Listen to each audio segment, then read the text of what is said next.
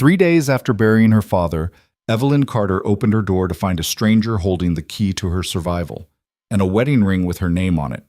What she didn't know, saying "I do," was the only thing standing between her and a bullet. Rashab, before we dive into Evelyn's story, I want to invite you on this journey with me.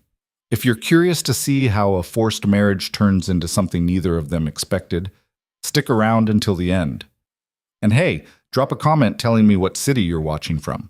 I love seeing how far these stories travel. Now, let's get into it. The rain hadn't stopped since they lowered the casket into the ground. Evelyn Carter stood at her kitchen window, watching water streak down the glass in crooked lines, blurring the world outside into something unrecognizable. She'd been standing there for 20 minutes, maybe longer. Time had gotten slippery since the funeral. Hours bled into each other, marked only by the dull ache in her chest that never quite went away. The apartment felt too quiet, too still, like it was holding its breath, waiting for something she couldn't name. She should eat. She knew that. There were casseroles in the fridge from neighbors whose names she couldn't remember, their faces a blur of sympathy and awkward condolences. But the thought of food made her stomach turn. Everything made her stomach turn. Her father was gone. The words didn't feel real yet. Richard Carter, the man who'd taught her to ride a bike, who'd sat through every terrible school play, who'd called her every Sunday without fail, was just gone. Heart attack, the doctors said. Quick, painless. As if that made it better. She pressed her forehead against the cool glass, closing her eyes. 3 days. It had been 3 days, and she still expected him to call. Still checked her phone out of habit, waiting for his name to light up the screen. The knock at the door made her jump. Evelyn turned, her heart doing something uncomfortable in her chest. She wasn't expecting anyone. Hadn't answered the door since coming home from the cemetery, ignoring the well-meaning friends who'd tried to check on her. The knock came again, firmer this time, more insistent. She crossed the living room slowly, her bare feet silent on the hardwood floor. Through the peephole, she saw a man. Tall, dark suit, expensive looking. He stood with the kind of posture that suggested he was used to getting what he wanted. "Miss Carter?" His voice carried through the door, smooth and measured. "My name is Adrian Vale. I'm your father's attorney. I need to speak with you." Attorney? Her father's lawyer was Gerald something or other, an older man with kind eyes who'd handled the estate paperwork years ago. She'd met him at the funeral, his hand warm when he'd squeezed hers in sympathy. This wasn't him. "I don't know you," she said through the door. "I understand your hesitation." His tone didn't change. Professional, patient. "But I have documents your father left in my care, time-sensitive documents. I need 5 minutes of your time." Something in his voice made her pause. Not threat exactly, but urgency. Against her better judgment, she unlocked the door. The man standing in her hallway looked like he'd stepped out of a magazine spread. Mid-30s, she guessed. Sharp jawline, dark hair pushed back from his face, eyes so blue they were almost unsettling. The suit probably cost more than her rent. He didn't smile. "Miss Carter," he extended a hand. "Adrian Vale." She didn't take it. "You said you were my father's attorney?" "One of them." He lowered his hand without apparent offense. "May I come in?" Every instinct told her to say no, to close the door and pretend this wasn't happening. But there was something about the way he stood there, rainwater beading on his expensive coat, a leather briefcase in his other hand, that made her step aside. He entered with the careful movement of someone used to unfamiliar spaces, his eyes scanning the apartment in a single sweep before settling back on her. "You'll forgive the intrusion," he said, "but your father left specific instructions about the timing of this meeting." "What kind of instructions?" Instead of answering, he set the briefcase on her coffee table and opened it with 2 precise clicks. From inside, he withdrew a manila folder, thick with papers. "Your father's will," he said, placing it on the table, "along with several other legal documents that require your immediate attention." Evelyn stared at the folder like it might bite her. "Gerald already went over the will with me. There's nothing complicated. The house, some savings, his personal effects. That's the public will." Adrian's voice cut through hers, not unkind but firm. "What Gerald showed you was the version filed with the probate court. What I'm about to show you is something else entirely." Her stomach dropped. "I don't understand." Your father maintained two estates, Miss Carter, one visible, one hidden. The hidden estate is considerably more substantial. He paused, watching her face. It's also considerably more dangerous. The word hung in the air between them. Dangerous. This is insane, she said, but her voice came out weak. My father was an accountant. He did taxes for small businesses. He didn't have some secret life. Didn't he? Adrian opened the folder, pulling out a stack of photographs.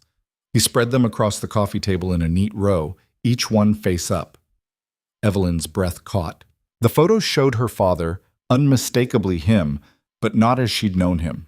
In one, he stood outside what looked like a corporate office, his face serious as he spoke to a man in an expensive suit. In another, he sat in what appeared to be a restaurant, papers spread across the table, his expression intense. But it was the last photo that made her hands go cold. Her father, standing beside Adrian Vale. The two of them in conversation, her father's hand on the younger man's shoulder in a gesture that spoke of familiarity, affection even. When was this taken? Her voice barely made it past her throat. 6 months ago. She looked up sharply. 6 months? You knew him 6 months ago and you're just showing up now? I knew him for 12 years, Miss Carter. Adrian's expression didn't change, but something shifted in his eyes. Something that might have been grief, if grief could look that controlled. I was more than his attorney. Your father... He stopped, seeming to choose his words carefully. He was like a father to me. When I lost my own family, Richard took me in, mentored me, gave me purpose. The casual use of her father's first name felt like a slap. This stranger standing in her living room, claiming intimacy with a man she'd thought she knew everything about. Why didn't he tell me about you? The question came out sharper than she intended. Because he was protecting you. Adrian picked up the folder again, withdrawing a sealed envelope. Her name was written across it in her father's handwriting, the letters slightly shaky. He wanted you to have this. After he was gone. Her hands trembled as she took the envelope. The paper felt thin, fragile. She turned it over, seeing the wax seal, old-fashioned, like something from another era. Read it, Adrian said quietly. Then we'll talk about the rest. She wanted to tell him to leave, to take his mysterious photos and his sealed letters and get out of her apartment, out of her grief. But her fingers were already breaking the seal, pulling out the single sheet of paper inside. The handwriting was definitely her father's. She'd seen it on birthday cards, on notes stuck to the fridge, on the inscription inside the book he'd given her for graduation. My dearest Evelyn, if you're reading this, then I've run out of time. I'm sorry. God, I'm so sorry, sweetheart. I wanted to tell you everything face to face, wanted to explain, but the cancer moved faster than the doctors predicted, and some things can't wait for perfect timing. Cancer. The word hit her like a physical blow. I've been sick for 8 months. Stage 4 pancreatic. By the time they found it, there wasn't much they could do except manage the pain and buy me time. I didn't tell you because I couldn't bear to watch you suffer through it. I know that was selfish. I know you deserve the chance to say goodbye properly. But I'm a coward when it comes to you, baby girl. I always have been. Tears blurred the words. She blinked them back, forcing herself to keep reading. The money isn't just money, Evelyn. It's evidence. Years' worth of evidence against some very dangerous people. I stumbled onto it by accident. A client who wasn't what he seemed. Transactions that didn't add up. I should have walked away. Should have minded my own business. But I couldn't. These people were hurting others, destroying lives, and I had proof. I spent 3 years documenting everything. Building a case. I worked with federal investigators, wore a wire, testified in sealed hearings. We were so close to bringing them down. And then they found out.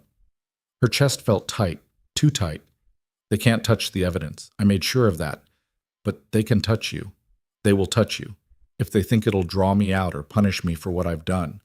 That's why I set up the inheritance the way I did. That's why Adrian is there. You need to trust him, Evelyn. I know this is asking a lot. I know you have no reason to believe a stranger. But Adrian isn't a stranger to me. He's the son I never had. The person I trust more than anyone else in this world to keep you safe. There's a condition to the inheritance. I'm sorry. I know how it's going to sound. But please understand, I didn't do this to control you. I did it to protect you. You have to marry Adrian. The paper slipped from her fingers. She read the last line again, certain she'd misunderstood. But the words didn't change. You have to marry Adrian within 30 days of my death. It's the only way to keep you safe, to give you legal protections that will make you harder to target. Adrian has agreed to this arrangement. He understands what I'm asking of him and why. The marriage can be dissolved later once the danger has passed. But until then, he needs to be able to make decisions on your behalf, to act as your legal guardian in ways that only a spouse can. I know this sounds insane. I know you're angry. You have every right to be. But please, sweetheart, please do this. Let Adrian protect you. Let him help you survive long enough to see these people brought to justice. I love you more than anything in this world. Everything I did for you. Dad. Evelyn stood there, the letter crumpled in her fist, trying to make sense of words that refused to make sense. Marry a stranger. Her father, dying, alone, keeping secrets, had orchestrated some kind of arranged marriage from beyond the grave. This is crazy. She looked up at Adrian, who'd been watching her read with an unreadable expression. This is completely insane. I know. You can't seriously expect me to... She gestured helplessly at the letter. To just marry you? Someone I met 5 minutes ago? I don't expect anything. His voice remained calm, steady. But your father was right about the danger. The people he was investigating, they're not going to stop looking for leverage. And you're the biggest leverage they have. So go to the police, FBI, whoever. The evidence your father collected is already with the authorities, but investigations take time. Trials take longer. And in the meantime, you're exposed. She shook her head, backing away from him. No, there has to be another way. Witness protection means giving up your entire life. New identity, new city, no contact with anyone you've ever known. Is that what you want? I want my father back. The words tore out of her, raw and angry. I want him alive and healthy, and not having been lying to me for God knows how long. Adrian's expression softened, just slightly. I know. You don't know anything. She was crying now, hot tears of grief and fury and overwhelming confusion. You show up here with your fancy suit and your photos and your insane marriage contract, and you act like this is all perfectly reasonable, like I should just go along with it because my dead father said so. I'm not asking you to trust me. He took a step closer, his voice gentler than she'd heard it yet. I'm asking you to trust him. Your father wasn't perfect. He made choices you didn't agree with, but he loved you. Everything in that letter, everything he set up, it was all to keep you alive. She wanted to argue, wanted to throw him out, tear up the papers, pretend none of this was happening. But the photos were still spread across her coffee table. Her father, living a life she'd known nothing about, fighting battles she'd never seen, dying alone because he thought it would protect her. How long? Her voice came out hoarse.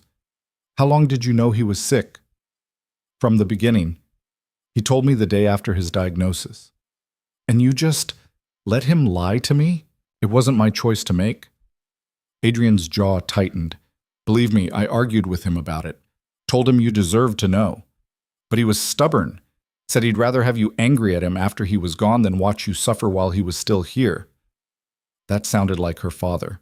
Protective to a fault, even when that protection hurt. She looked down at the letter again, at the shaky handwriting that proved how sick he'd been when he wrote it. The marriage, she said slowly. It's just legal, right? Just paperwork. Just paperwork, Adrian confirmed. We live together for appearances and safety, but I'm not asking for anything beyond that. Separate rooms, separate lives, as much as possible under the circumstances. And after, when this is over, clean divorce. No contest, no drama. You walk away with the full inheritance, I walk away with nothing. It should have sounded too good to be true, should have set off every alarm bell she had. But there was something in the way he said it, not eager, not manipulative, just tired, like he'd already resigned himself to this being as unpleasant for him as it was for her. Why would you agree to this? She asked. What do you get out of it? For the first time, his professional mask cracked. She saw grief there, real and deep. I get to keep the last promise I made to the man who saved my life, he said quietly. Richard asked me to protect you, so that's what I'm going to do. The rain kept falling outside, a steady rhythm against the windows. Evelyn closed her eyes, exhaustion settling over her like a weight. I need time, she said, to think, to process all of this. You have 27 days, Adrian replied. After that, the inheritance reverts to a trust you can't access, and you lose the legal protections the marriage would provide. 27 days to decide if she was going to marry a stranger. 27 days to figure out if she could trust her father's judgment, even now. I'll come back tomorrow, Adrian said, already moving toward the door. You should read through the rest of the documents. Get a sense of what we're dealing with. Wait. She didn't know why she stopped him. Didn't know what else there was to say. He turned back, one hand on the doorknob. Did he suffer? The question hurt to ask. At the end? Adrian's expression softened again, that careful control slipping just enough for her to see the person underneath. No, he said. He went peacefully, in his sleep. I was with him. The tears came harder then, unstoppable. Her father had died with a stranger beside him because he'd pushed away the daughter who should have been there. Adrian hesitated, like he wanted to say something else. But in the end, he just nodded once and left, closing the door quietly behind him. Evelyn stood in the middle of her living room, surrounded by photos of a father she'd never really known, holding a letter that turned her entire world upside down. Outside, the rain finally began to slow. The next morning came too soon. Evelyn had spent most of the night staring at the ceiling, her mind running in circles that led nowhere. Every time she'd close her eyes, she'd see her father's handwriting. You have to marry Adrian. By the time gray light started filtering through her curtains, she'd given up on sleep entirely.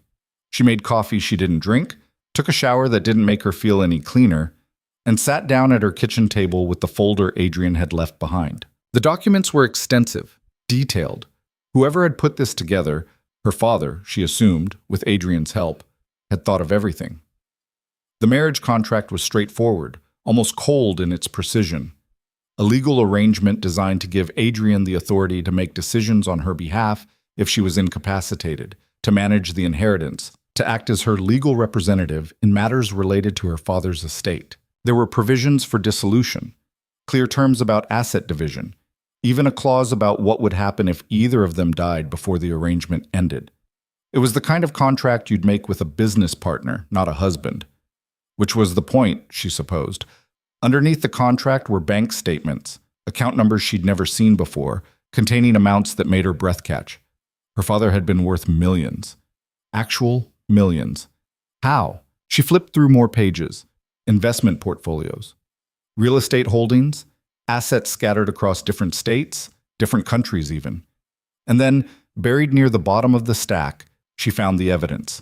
Copies of financial records showing money laundering, shell corporations, falsified tax documents, names and dates and transaction amounts, all meticulously documented in her father's neat handwriting. She recognized some of the company names.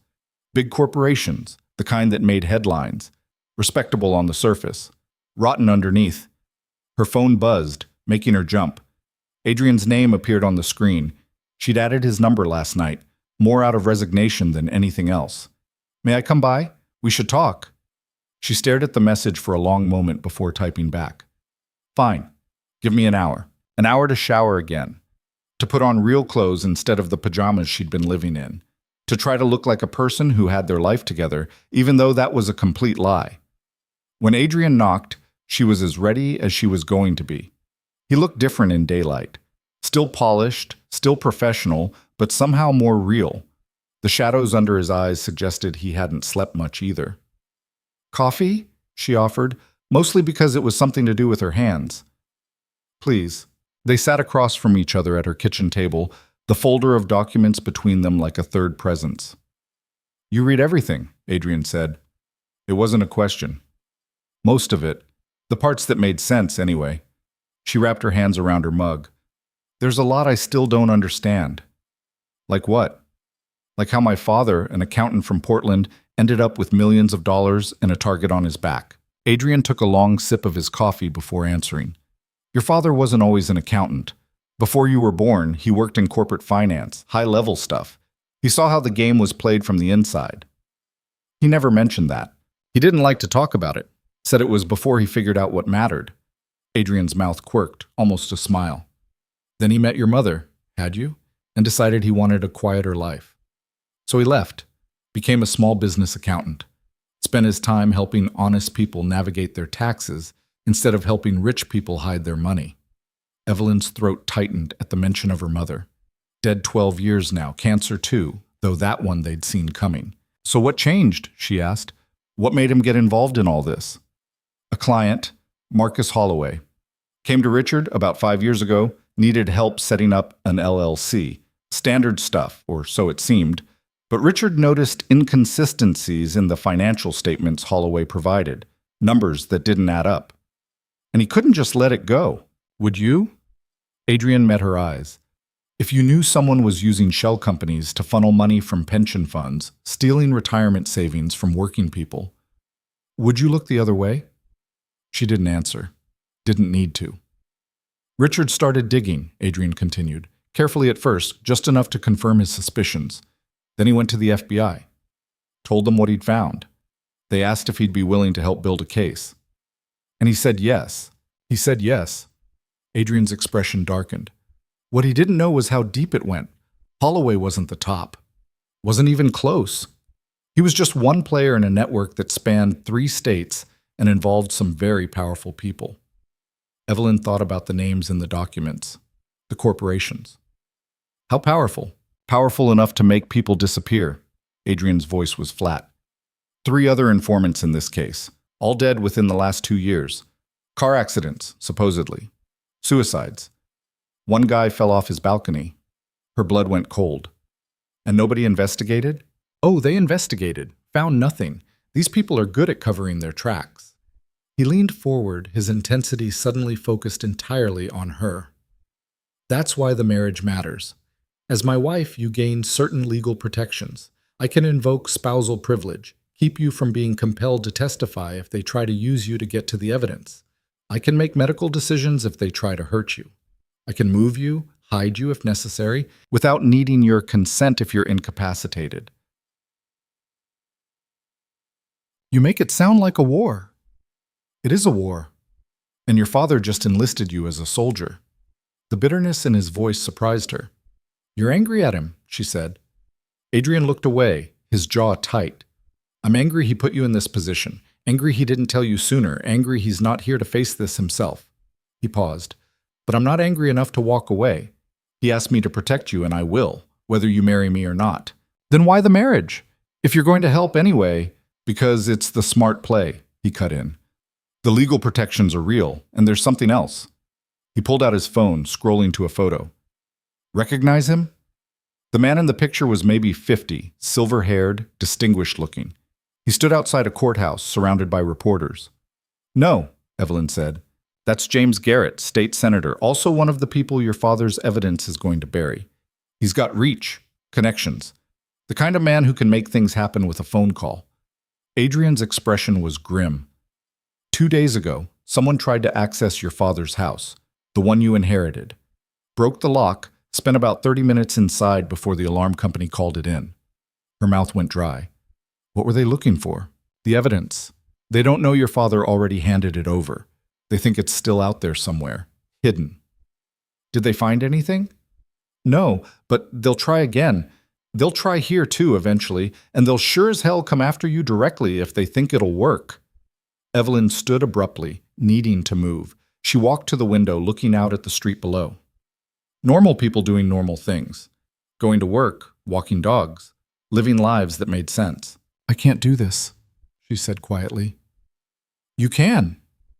I don't even know you. Then get to know me. Adrian's voice was closer now. She turned to find him standing a few feet away, giving her space but not leaving. You have questions. Ask them. She should have 1,000,000 questions. Should demand his entire life story, every detail that would tell her if he was trustworthy. But only one question came out.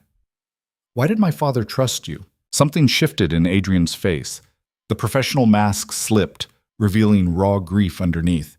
Because I was drowning, and he threw me a line. His voice was rough.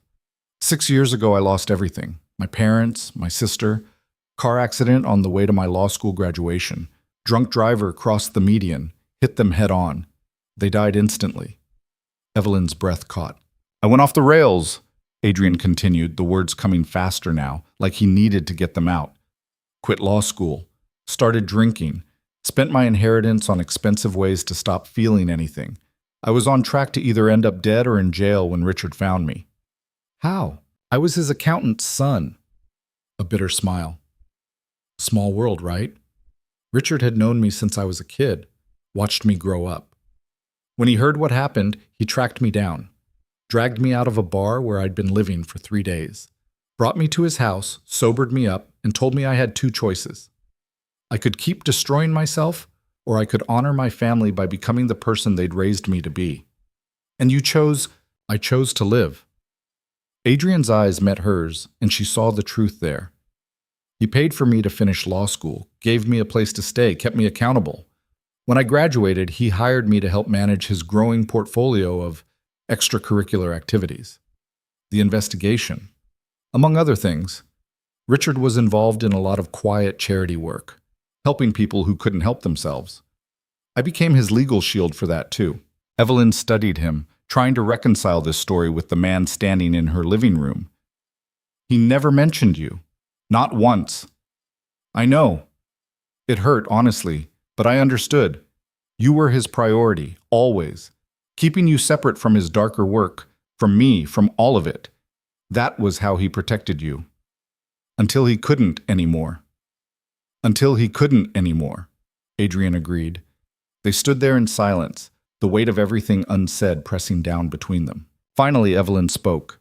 If I do this, if I marry you, what does it actually look like, day to day? We'd need to live together. My place is more secure, better set up for what we're facing. But I travel a lot for work, so you'd have space, time to yourself. And when you're there, we coexist respectfully. I won't interfere with your life more than necessary. You keep working, seeing friends, whatever you need to feel normal. I'm there. As a presence. A deterrent. For how long? As long as it takes. The federal investigation is moving forward, but trials take time. Could be 6 months. Could be a year. A year of being married to a stranger. A year of living in fear, looking over her shoulder, wondering if today would be the day someone came for her. Or she could walk away, take her chances, hope that the bad guys didn't find her worth the trouble. She thought about her father, sick and dying, putting this plan together. She thought about the letter, his shaky handwriting begging her to trust Adrian. She thought about what it meant to honor someone's final wish, even when that wish made no sense. I need to see where you live, she said finally. Before I decide anything, I need to see the place you're asking me to move into. Adrian nodded slowly. Fair enough. Can you be ready in 20 minutes? Make it 30. Done. He headed for the door, then paused. Evelyn? She turned. I know this is impossible.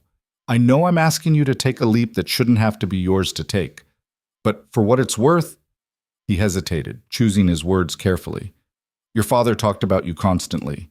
Every conversation we had, somehow you'd come up. How proud he was. How much he loved you. How you were the best thing he ever did. Adrian's voice softened. He died knowing you were cared for. That wasn't nothing. Then he was gone, leaving her alone with the ghost of a father who'd loved her enough to lie, and the stranger who'd promised to keep her alive. She had 30 minutes to pack a bag. 30 minutes to decide if she was brave enough or desperate enough or trusting enough to bet her life on her father's judgment. Evelyn looked at the photos spread across her coffee table. Her father, living a secret life, fighting battles she'd never seen. She picked up the letter, reading it one more time. Please, sweetheart, please do this. Okay, Dad, she whispered to the empty room. Okay. She went to pack. Adrian's building was the kind of place Evelyn had only seen in magazines, glass and steel rising 30 floors above the city, with a doorman who nodded at Adrian like they were old friends, and a lobby that looked more like an art gallery than an apartment entrance. She followed him into an elevator with mirrors on 3 sides, watching their reflections multiply into infinity. Strangers standing too close in an enclosed space, about to decide if they'd pretend to be husband and wife. The elevator didn't stop until the 28th floor. I own the floor, Adrian said, as if that was a normal thing to say. He keyed in a code on a panel beside double doors. There are 2 other units, but I bought them for privacy. Had the walls reinforced, security upgraded. The doors opened into a space that stole the breath from her lungs. Floor-to-ceiling windows overlooked the entire city, the view so expansive it felt like standing on top of the world. The apartment itself was all clean lines and expensive minimalism. Dark hardwood floors, furniture that looked more like sculpture than something you'd actually sit on, art on the walls that was probably worth more than her car. It was beautiful. It was also completely impersonal, like a hotel suite designed to impress rather than comfort. Guest rooms are down that hall, Adrian said, gesturing to the left. Master suite is on the right. You'd take the guest wing. 3 bedrooms, 2 baths, your own sitting area. You wouldn't have to see me if you didn't want to. Evelyn walked to the windows, her reflection ghosting across the glass. From up here, the city looked clean, organized. Nothing like the chaos she felt inside. It's not very lived in, she said. I'm not here much. Adrian moved to the kitchen, a gleaming expanse of marble and stainless steel. Most of my work keeps me traveling. This is more of a base than a home. Where's home, then? He paused, his hand on the refrigerator door. I'm not sure I have one anymore. The honesty in his voice surprised her. She'd expected more of the polished professional, the man who had answers for everything. But there was something raw in that admission, something that made him seem less like a stranger and more like a person. Can I see the guest rooms? He led her down a hallway lined with abstract paintings, their colors muted and cold. The guest wing was as impressive as the rest of the apartment. Large bedroom with its own bathroom, walk-in closet, a sitting area with more of those impossible windows. There's a home office in the next room if you need workspace, Adrian said from the doorway. Wi-Fi password is on the router. Kitchen's fully stocked, or there's a meal service I use if you don't feel like cooking. Evelyn sat on the edge of the bed testing the mattress. Firm, expensive, probably cost more than all the furniture in her apartment combined. This feels wrong, she said quietly. What does? All of this. Moving into your space, disrupting your life, playing house like we're something we're not. Adrian leaned against the doorframe, his arms crossed. You think your life isn't disrupted? That any of this is fair to you? I didn't say that. Your father and I talked about this extensively. He wanted to buy you a place, somewhere secure where we could both stay. Neutral ground. Adrian's expression tightened. But neutral ground is harder to defend. This building has security, I trust, protocols in place. If something happens, I know the exits, the safe rooms, the people who'll help. You're talking like we're going to war. We might be. The casualness of it chilled her. This was his normal. Thinking about exits and safe rooms and people who might come to kill them. I don't know how to do this, Evelyn said, and she hated how small her voice sounded. Adrian crossed the room, sitting in the chair by the window. Not close enough to crowd her, but close enough that she didn't feel quite so alone. Nobody knows how to do this, he said. This isn't a normal situation. There's no playbook. You seem pretty calm about it. I'm good at looking calm. Doesn't mean I am. He rubbed his face, and for the first time she saw the exhaustion there. Your father asked me to do this 6 months ago. 6 months I've had to prepare, to think about what it would mean. You've had less than 24 hours. Did you argue with him when he first asked? I told him he was insane. A ghost of a smile crossed Adrian's face. He said I was probably right, but asked me to do it anyway. Said if anything happened to him, you'd need someone who understood the stakes. Someone who could navigate the legal mess and keep you safe until the investigation wrapped. And you just agreed? Not immediately. I told him there had to be another way. Witness protection, private security, anything else. But he'd already thought of all that, rejected all of it. This was the only solution that kept you in your life while still providing real protection. Evelyn looked out the window at the city below. He could have asked me, before he died. Could have explained all this while he was still alive to answer questions. He was afraid you'd say no. I should have had the choice. You're right, you should have. Adrian's voice was quiet. Your father made a lot of choices that weren't his to make. I loved him, but I'm not blind to his flaws. Control was one of them. He thought he knew best, even when he didn't. The admission surprised her. She'd expected Adrian to defend her father unconditionally, to make excuses for the lies and manipulations. You're not what I expected, she said. What did you expect? I don't know. Someone more corporate, cold? You seemed so professional yesterday. Yesterday I was delivering bad news to someone in crisis. Today, I'm just trying to be honest. He stood, moving back toward the door. I'm going to make coffee. You want to take some time, look around, get a feel for the space? She nodded, grateful for the excuse to be alone. After he left, Evelyn explored the guest wing more thoroughly. The closet was empty except for spare hangers, ready for her things. The bathroom had fresh towels, unopened toiletries, everything she might need. The sitting area had a small desk, a comfortable reading chair, bookshelves waiting to be filled. Adrian had prepared for her. Made space in his carefully controlled world for the chaos she was about to bring into it. She found him in the kitchen, 2 mugs of coffee already poured.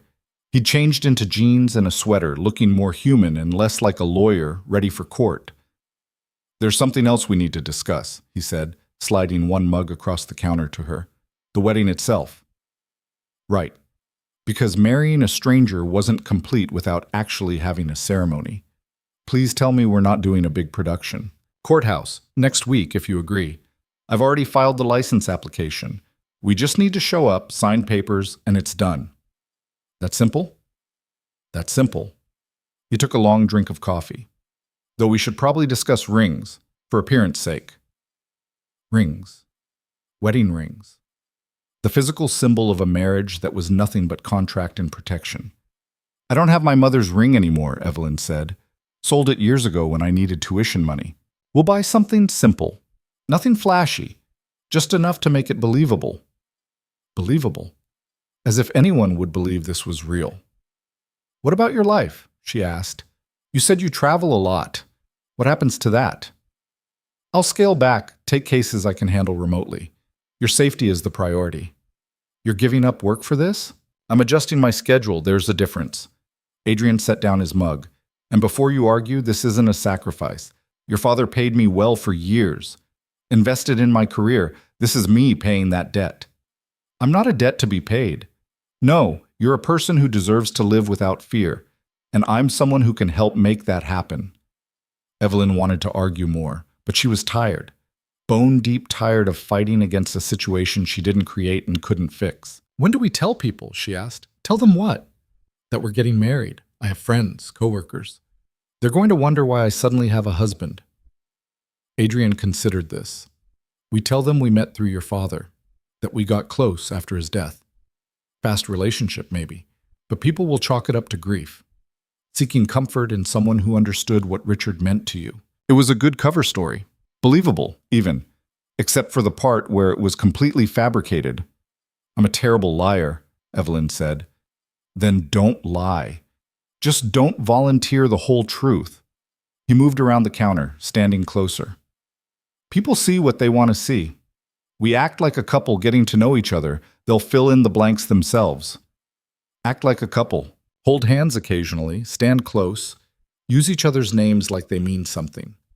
Adrian's voice was matter of fact, like he was discussing a business strategy. Nothing excessive, just enough to sell it. The clinical nature of it should have made her feel better, should have reinforced that this was just an arrangement, nothing personal. Instead, it made her feel hollow. I need a few days, she said, to tell my friends something, to pack my things, to close up my apartment. Keep the apartment, don't give it up. Why not? Because when this is over, you'll want somewhere to go back to, somewhere that's yours. Adrian's expression softened. This is temporary. You shouldn't have to lose your whole life for it.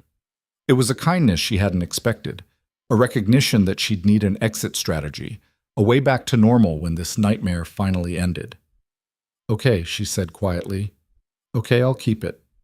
So is that a yes? To the marriage? Evelyn looked around Adrian's immaculate apartment, trying to imagine herself living here, trying to imagine mornings in this kitchen, evenings watching the city lights from those massive windows, trying to imagine sharing space with a man she barely knew, trusting him with her life because her father had trusted him first. It was insane, but so was everything else about this situation. Yes, she heard herself say, I'll marry you. Adrian nodded once, something that might have been relief crossing his face.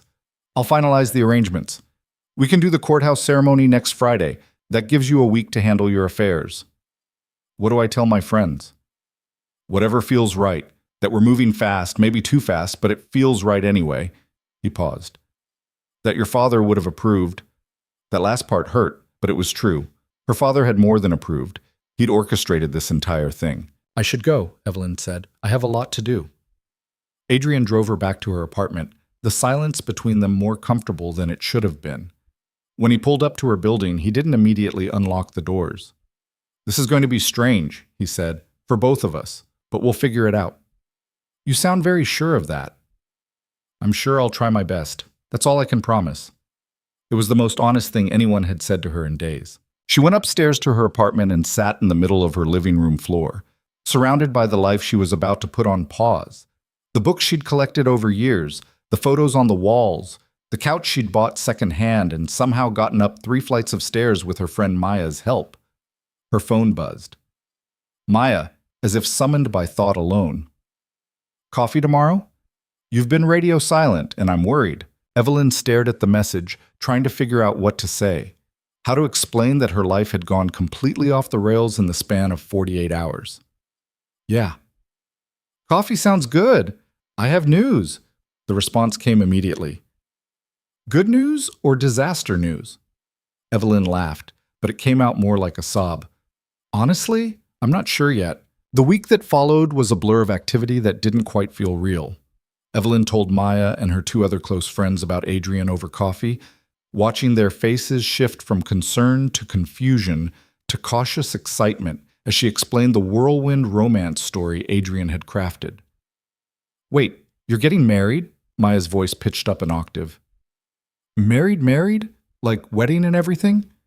"Small ceremony, just courthouse. We're keeping it simple." "Evelyn, your dad just died." Sarah, the practical one, leaned forward with worried eyes. "Are you sure you're thinking clearly? This seems really fast." "I know it's fast, but Adrian knew my father. He understands what I'm going through, and I don't want to be alone right now." The lies tasted bitter, but they came easier than she'd expected. "Dad would have liked him. That matters to me." "Have we met him?" Lisa asked. "Because I feel like we should definitely meet him before you marry him." "You can meet him. I'll bring him to dinner this week." That had been Adrian's idea. Let her friends vet him, ask questions, satisfy themselves that she wasn't making the worst decision of her life. Even if she was. She'd packed up her apartment over 3 days, sorting through what to bring and what to leave behind. Adrian had sent movers to help, professional and efficient, but she'd done most of it herself. Needed to do it herself, to maintain some illusion of control over a life that had spun completely out of her grasp. The dinner with her friends happened on Wednesday. Adrian showed up in casual clothes, armed with flowers for Maya's birthday next month that Evelyn had mentioned in passing. He was charming without being slick, attentive without being overbearing. He told stories about her father that made everyone laugh, referenced inside jokes from their supposed courtship that Evelyn had to fake remember. By the end of the night, even Sarah seemed convinced. "He's good," Maya whispered when Adrian stepped away to take a phone call. "Like really good. Are you sure he's real and not some fantasy you manifested?" If only she knew. "He's real," Evelyn said. "Too real sometimes." On Thursday, she went to her father's house. The one she'd inherited, the one someone had broken into looking for evidence that wasn't there. It felt wrong, walking through rooms her father would never inhabit again. His coffee mug still sat in the sink, his reading glasses on the table beside his favorite chair, everything frozen in the moment before his life ended. Adrian had come with her, standing quietly in the doorway while she wandered through memories. "We should sell it," she said finally. "There's nothing here I need to keep." "Are you sure?" "It's just a house. He's not here anymore." But she took his reading glasses anyway, slipping them into her pocket. And the photo from his desk, the one of her mother holding infant Evelyn, both of them squinting into sunshine. Friday arrived too quickly. Evelyn stood in her apartment, technically still hers, but feeling less so with every hour, and tried to figure out what you wore to a fake wedding at a courthouse. She settled on a simple blue dress, nothing bridal. This wasn't that kind of day. Adrian picked her up at 9. He wore a dark suit, crisp white shirt, no tie. He looked like he was going to a business meeting, which she supposed he was, just one with lifelong legal implications. "You ready?" he asked. "No, but let's do it anyway." The courthouse was busy, filled with other couples in various states of excitement or grim determination. Some dressed in full wedding regalia, others in jeans. Love and obligation and everything in between, all waiting for the same piece of paper. Their names were called after 20 minutes. The ceremony took less than 5. A board clerk read the legal requirements, asked if they understood what they were entering into, had them sign multiple copies of the marriage certificate. "Do you have rings?" the clerk asked. Adrian pulled out a small box. Inside were 2 simple gold bands, elegant in their plainness. He'd bought them without telling her, without asking her opinion or preference. The ring slid onto her finger easily, like it was meant to be there. She took the other ring with shaking hands and slipped it onto his. His fingers were warm, steady. "By the power vested in me by the state, I now pronounce you married. You may kiss if you'd like." It was optional. A courtesy extended to couples who actually wanted to kiss each other. Adrian looked at her, a question in his eyes. Evelyn leaned forward and pressed her lips to his cheek, quick and chaste. "Congratulations," the clerk said, already reaching for the next file. And just like that, Evelyn Carter became Evelyn Vale. They walked out of the courthouse in silence. The sun was too bright, the day too beautiful for how hollow she felt inside. "You kept your last name on the legal documents," Adrian said, "but the marriage certificate has you as Vale. You can use either." "Which would be more convincing?" "Probably Vale, but it's your choice." Everything was her choice, except none of it really was. They went to lunch because Adrian said they should, that it would look strange if they got married, and then immediately went back to their separate corners. He took her to a quiet restaurant where they sat by the window and ordered food neither of them ate. "You okay?" he asked. "I just married a stranger to inherit money I didn't know existed and avoid being murdered by people I've never met. So yeah, I'm fantastic." A small smile crossed his face. "When you put it like that, how else should I put it?" "Fair point." He pushed food around his plate. "For what it's worth, you can still back out. Annulment is possible if we act fast enough." "And then what? Go back to my apartment and wait for someone to come after me?" "I'd still protect you, marriage or not." She believed him, which was maybe the strangest part of this entire situation. She barely knew Adrian Vale, but she believed he'd keep his word. "The marriage stands," she said. "We made a deal." "We made a deal," he echoed. They went back to his apartment, their apartment now, legally speaking, and Evelyn stood in the guest bedroom surrounded by boxes from her old life, trying to figure out how to unpack a temporary existence. Adrian appeared in the doorway. "I'm going out for a few hours. Security code is 4782. Don't open the door for anyone you don't know." "Where are you going?" "Client meeting. Shouldn't take long." He left before she could ask anything else. Evelyn unpacked slowly, trying to make the sterile guest room feel like something approaching home. Her books on the shelves, her photos on the desk, the blanket her mother had crocheted, draped across the foot of the bed. Small pieces of herself scattered through Adrian's carefully controlled space. She was arranging clothes in the closet when she heard the front door open. Too soon for Adrian to be back. Her heart kicked into overdrive. "Evelyn?" Adrian's voice. "You home?"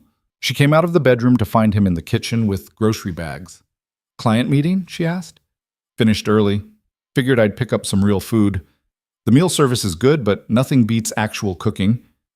"You cook?" Badly, but enthusiastically. He started unpacking vegetables, chicken, spices she didn't recognize. "I thought we should have dinner together. First night as..." He trailed off, seeming unsure how to finish that sentence. "As husband and wife?" Evelyn supplied. "As roommates who happen to be legally bound." Adrian pulled out a cutting board. "You can help if you want, or just keep me company. Or hide in your room, no pressure." She should hide, should maintain distance, keep this professional. Instead, she pulled up a stool at the kitchen island. "What are you making?" "Chicken stir-fry. It's one of 4 dishes I can make without burning the kitchen down." "What are the other 3? "Spaghetti, omelets, and grilled cheese. I'm a man of limited but reliable skills." Evelyn found herself almost smiling. "My father cooked?" "Constantly. He'd come over every Sunday and make elaborate meals, trying to teach me proper technique. I was a terrible student." Adrian started chopping vegetables with careful precision. "He made this amazing pot roast. Took all day. I never got the recipe." The mention of her father brought the hollow feeling back. "He never cooked for me much," Evelyn said quietly. "After my mom died, we mostly did takeout.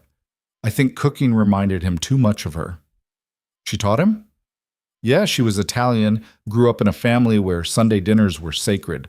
She passed that to him, and when she died, I think he just couldn't. Adrian nodded, understanding without needing more explanation. Grief makes us strange. We avoid the things that matter most because they hurt too much to touch. Is that why you don't cook much? Reminds you of your family? He paused, knife hovering over a bell pepper. Yeah, my mom taught me to make omelets, said every adult should know how to make at least one breakfast dish. I can't make them without remembering her standing beside me, correcting my technique. But you still make them. Sometimes the hurt is worth it, for the memory. They fell into comfortable silence as Adrian cooked. Evelyn watched him move around the kitchen with practiced efficiency, the domestic scene so at odds with everything else about their situation. This is weird, right? She said finally. Us playing house like this? Extremely weird. But you're doing it anyway. I'm doing a lot of things I never thought I'd do. Adrian glanced at her, something uncertain in his expression. I never planned on getting married. After I lost my family, the idea of getting close to people again felt dangerous. Easier to keep everyone at arm's length. And yet here we are. Here we are. He plated the stir-fry, the kitchen filling with the smell of garlic and ginger. Your father used to tell me I was going to end up alone if I didn't let someone in. Guess he found a way to force my hand. Forcing someone into marriage seems extreme, even for him. He was a man who believed in extreme solutions to extreme problems. Adrian set a plate in front of her. Eat. Tell me if it's terrible. It wasn't terrible. It was actually pretty good, though she wouldn't give him the satisfaction of saying so yet. They ate in silence that should have been awkward, but wasn't. Two people learning to exist in the same space, figuring out the rhythms of a life they never chose. We should establish rules, Adrian said after a while. Boundaries. Make this easier on both of us. What kind of rules? Privacy mostly. Your space is yours. I won't come into your room uninvited. You do the same for me. Okay. Social calendar. You want to see friends, go out, whatever. You don't need my permission. Just let me know so I can make sure security protocols are in place. That's going to get old fast. Probably, but it's necessary. Evelyn pushed food around her plate. What about other people? Adrian looked at her blankly. Other people? Dating? Relationships? Whatever. She felt her face heat. We're married, but we're not really married, so what happens if one of us meets someone? Understanding dawned in his eyes. We cross that bridge when we come to it. For now, appearances matter. We need to look like a real couple to everyone outside these walls. And inside these walls? Inside these walls, we're whatever we need to be to survive this. He met her eyes. I'm not going to pretend I have all the answers. We're making this up as we go. It was honest, at least. More honest than the carefully constructed lies they were telling everyone else. Evelyn's phone buzzed. Maya, asking how the ceremony went, if she was deliriously happy. If married life was everything she dreamed. The lies came easier this time. She texted back about how perfect it was, how Adrian made her feel safe, how her father would have been proud. All true, in their own twisted way. I'm going to turn in, Adrian said, collecting their plates. Early meeting tomorrow, but help yourself to anything in the kitchen if you get hungry later. Adrian? He turned back. Thank you for dinner, for all of this. Something shifted in his expression, his professional mask slipping just enough to show the person underneath. You don't have to thank me for keeping a promise. He disappeared down the hallway to his room, leaving Evelyn alone in the cavernous living space. She walked to the windows, looking out at the city lights stretching to the horizon. Somewhere out there, people were plotting, planning, looking for leverage they could use against her father's evidence. And here she stood, in a stranger's apartment, wearing a stranger's ring, trying to convince herself this was all going to work out. Her phone rang. Unknown number. She almost didn't answer, but something made her press the green button. Hello? Silence on the other end. Not empty silence. She could hear breathing. Someone was there. Who is this? Her voice came out steadier than she felt. More silence. Then a click. The call ended. Evelyn stared at the phone, her hands suddenly shaking. Wrong number, probably. Spam call. Nothing to worry about. Except her father's warning echoed in her head. Unseen enemies are coming for you. She walked quickly to Adrian's door, knocked before she could second-guess herself. He opened it in sweatpants and a t-shirt, looking more human than she'd ever seen him. "What's wrong?" "Someone just called. Unknown number. They didn't say anything, just breathed." Adrian's expression hardened. "Give me your phone." She handed it over. He pulled up the call log, took a screenshot, sent it somewhere. "It's probably nothing," he said, but his voice had gone tight. "But I'm going to have someone trace it, just in case." "You think they already found me?" "I think we're going to be careful." He handed back her phone. "Keep your door locked tonight, and if anyone calls again, don't answer. Let it go to voicemail." "Adrian, I'm scared." The admission came out small, vulnerable. Everything she'd been trying not to feel since this nightmare started. He hesitated, then reached out and squeezed her shoulder. Brief contact, there and gone. "I've got you," he said quietly. "Whatever comes, you're not facing it alone." She wanted to believe him.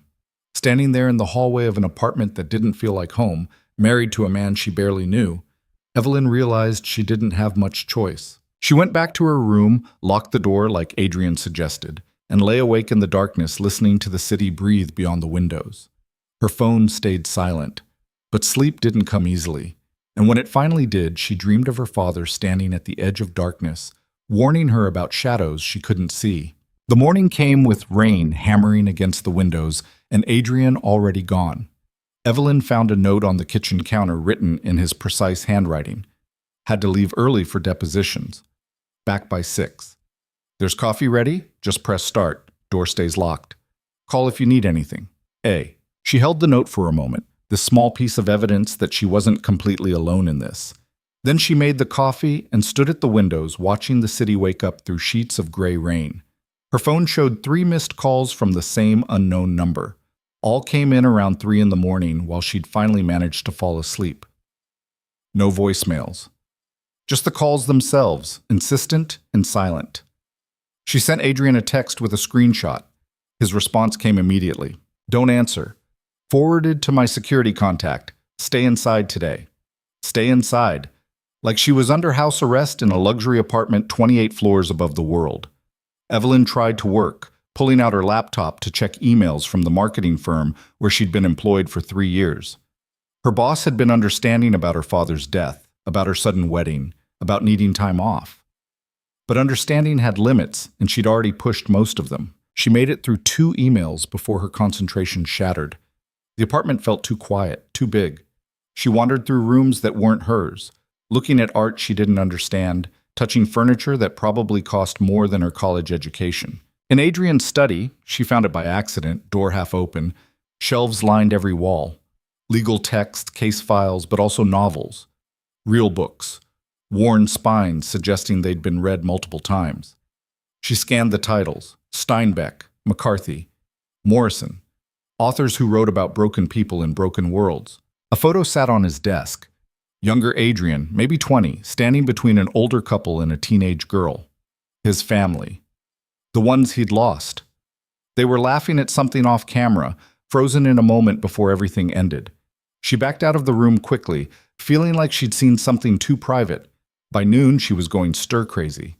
She texted Maya. "Lunch?" The response was immediate. "Yes." "Usual place? 1 hour?" Evelyn hesitated. Adrian had said to stay inside, but he wasn't her keeper. She was a grown woman who could meet her best friend for lunch without asking permission. She grabbed her coat and purse, keyed in the security code, and stepped into the hallway. The elevator ride down felt like escaping. The restaurant was 10 blocks away, close enough to walk despite the rain. Evelyn kept her head down, umbrella up, trying to shake the feeling that someone was watching her. Paranoia, that's all it was. Paranoia born from stress and fear and too many unknown phone calls. Maya was already there, waving from a corner booth. She pulled Evelyn into a hug that lasted longer than normal. "You look terrible," Maya said, which was why Evelyn loved her. No sugarcoating. "Thanks. I feel terrible." "Married life not agreeing with you already?" Evelyn slid into the booth, shrugging off her wet coat. "It's not that. It's just everything.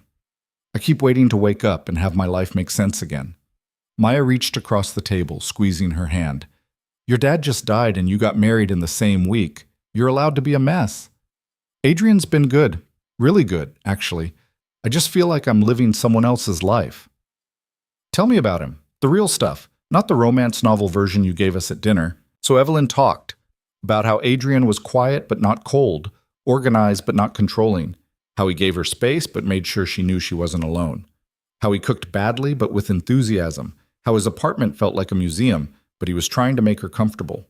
She didn't mention the phone calls, the security protocols, the fact that their marriage was a legal shield against people who might want her dead. Some truths were too complicated to share. He sounds almost too good to be true, Maya said carefully. Nothing's too good to be true. He's just decent. In a situation that's completely insane. Do you love him? The question landed like a punch.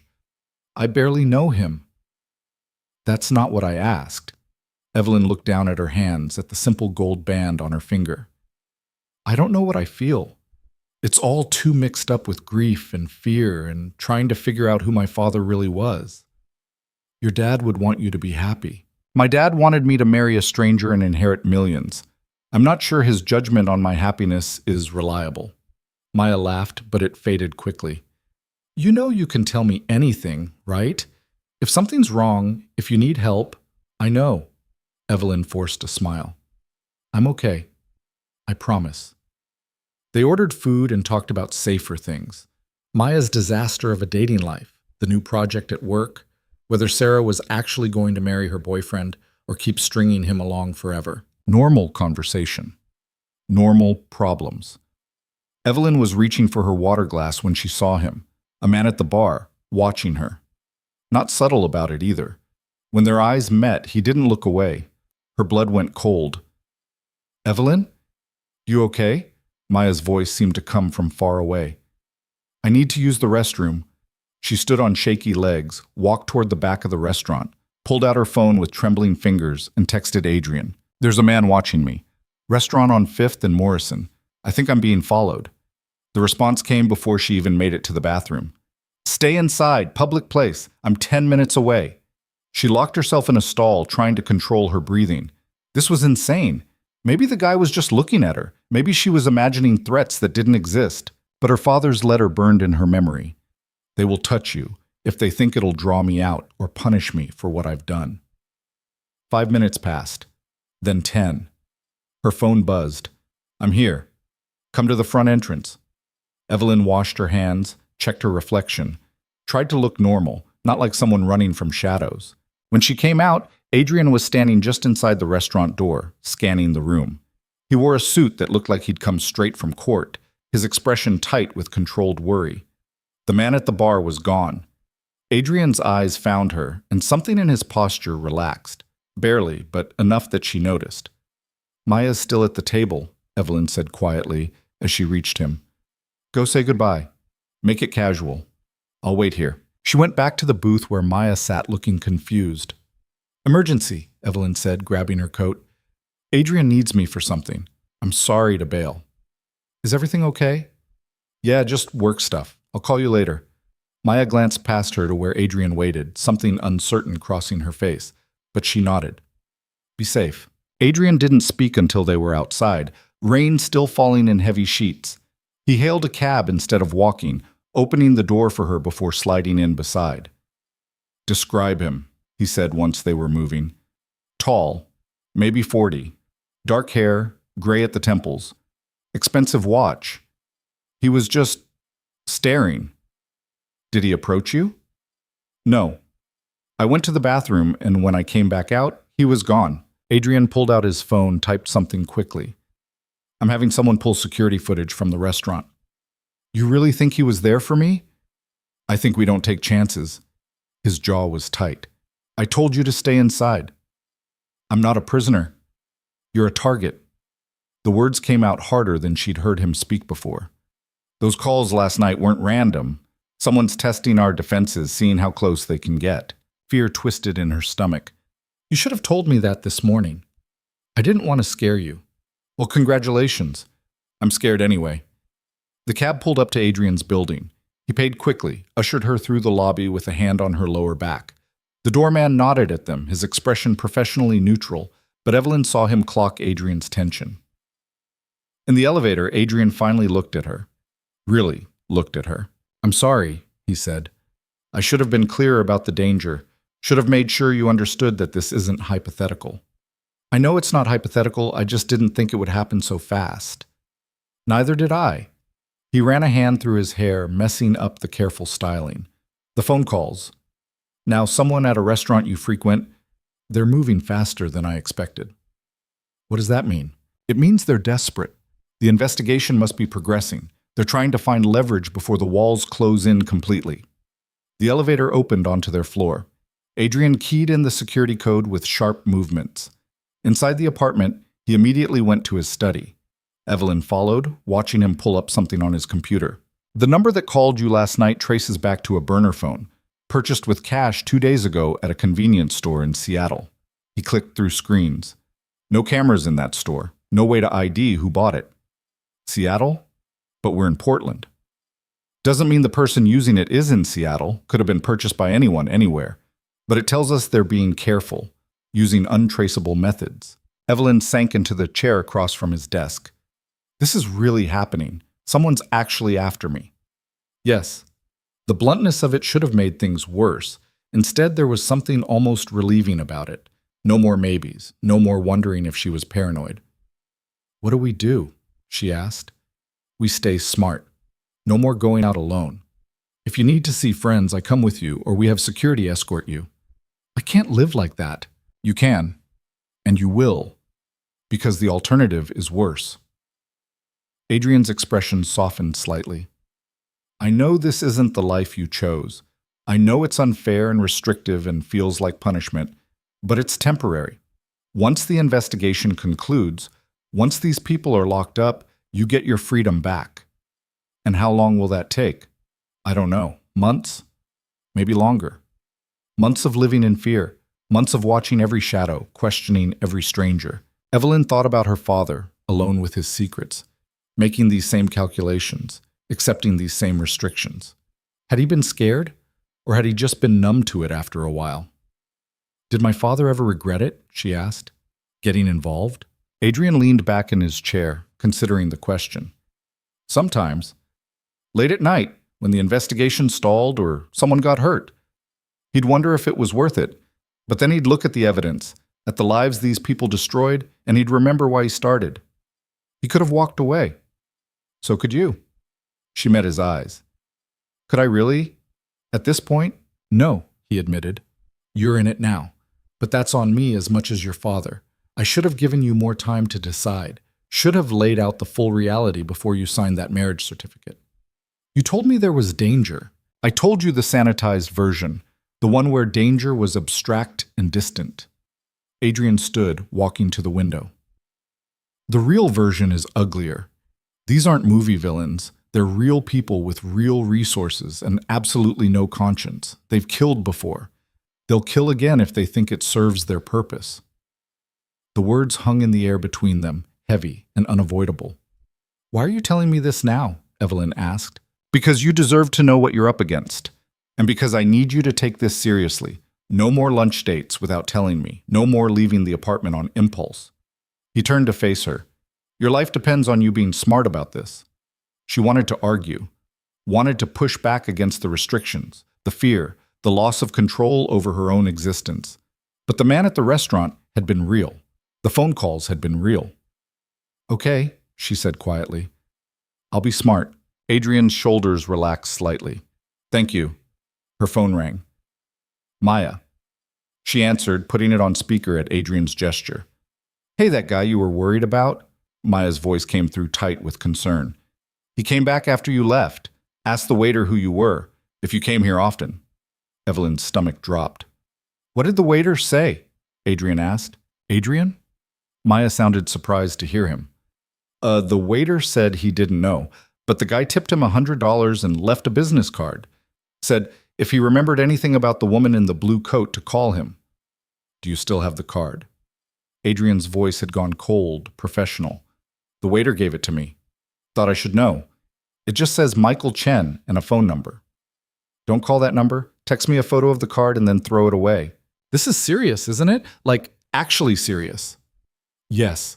Adrian said before Evelyn could sugarcoat it. If anyone else asks about Evelyn, don't engage, don't confirm you know her, and call me immediately. Should I be worried? Like, for myself? No, they're not interested in you, but be aware. Pay attention to your surroundings. Maya was quiet for a moment. What did you guys get mixed up in? It's complicated, Evelyn said, and I can't explain right now, but we're handling it. Evelyn, I promise I'm safe. Adrian's making sure of that. After a few more assurances, Maya hung up. The photo of the business card came through seconds later. Adrian forwarded it to someone, then made a call. Michael Chen, business card with a Seattle number. I need everything you can find. He paused, listening. No, assume it's an alias. Run the number. See if it connects to anything in the Holloway network. Another pause. Thanks, Davis. He hung up and looked at Evelyn. Davis is private security, former FBI. He's been helping me monitor the situation since your father got sick. How many people know about this? Not many. Davis, a few federal investigators, the Attorney General's office. Adrian sat down across from her again. Your father kept the circle small. The fewer people who knew, the fewer potential leaks. And you're sure Davis is trustworthy? As sure as I can be about anyone. He rubbed his eyes, exhaustion showing through. I've known him for 4 years. He helped with some of Richard's other projects.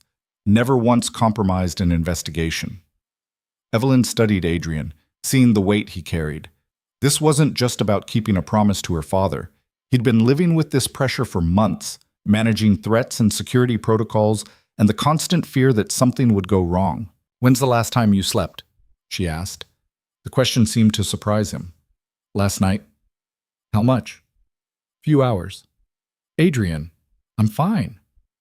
You look exhausted. I'm always exhausted. That's just how I look. But his mouth quirked slightly, almost a smile.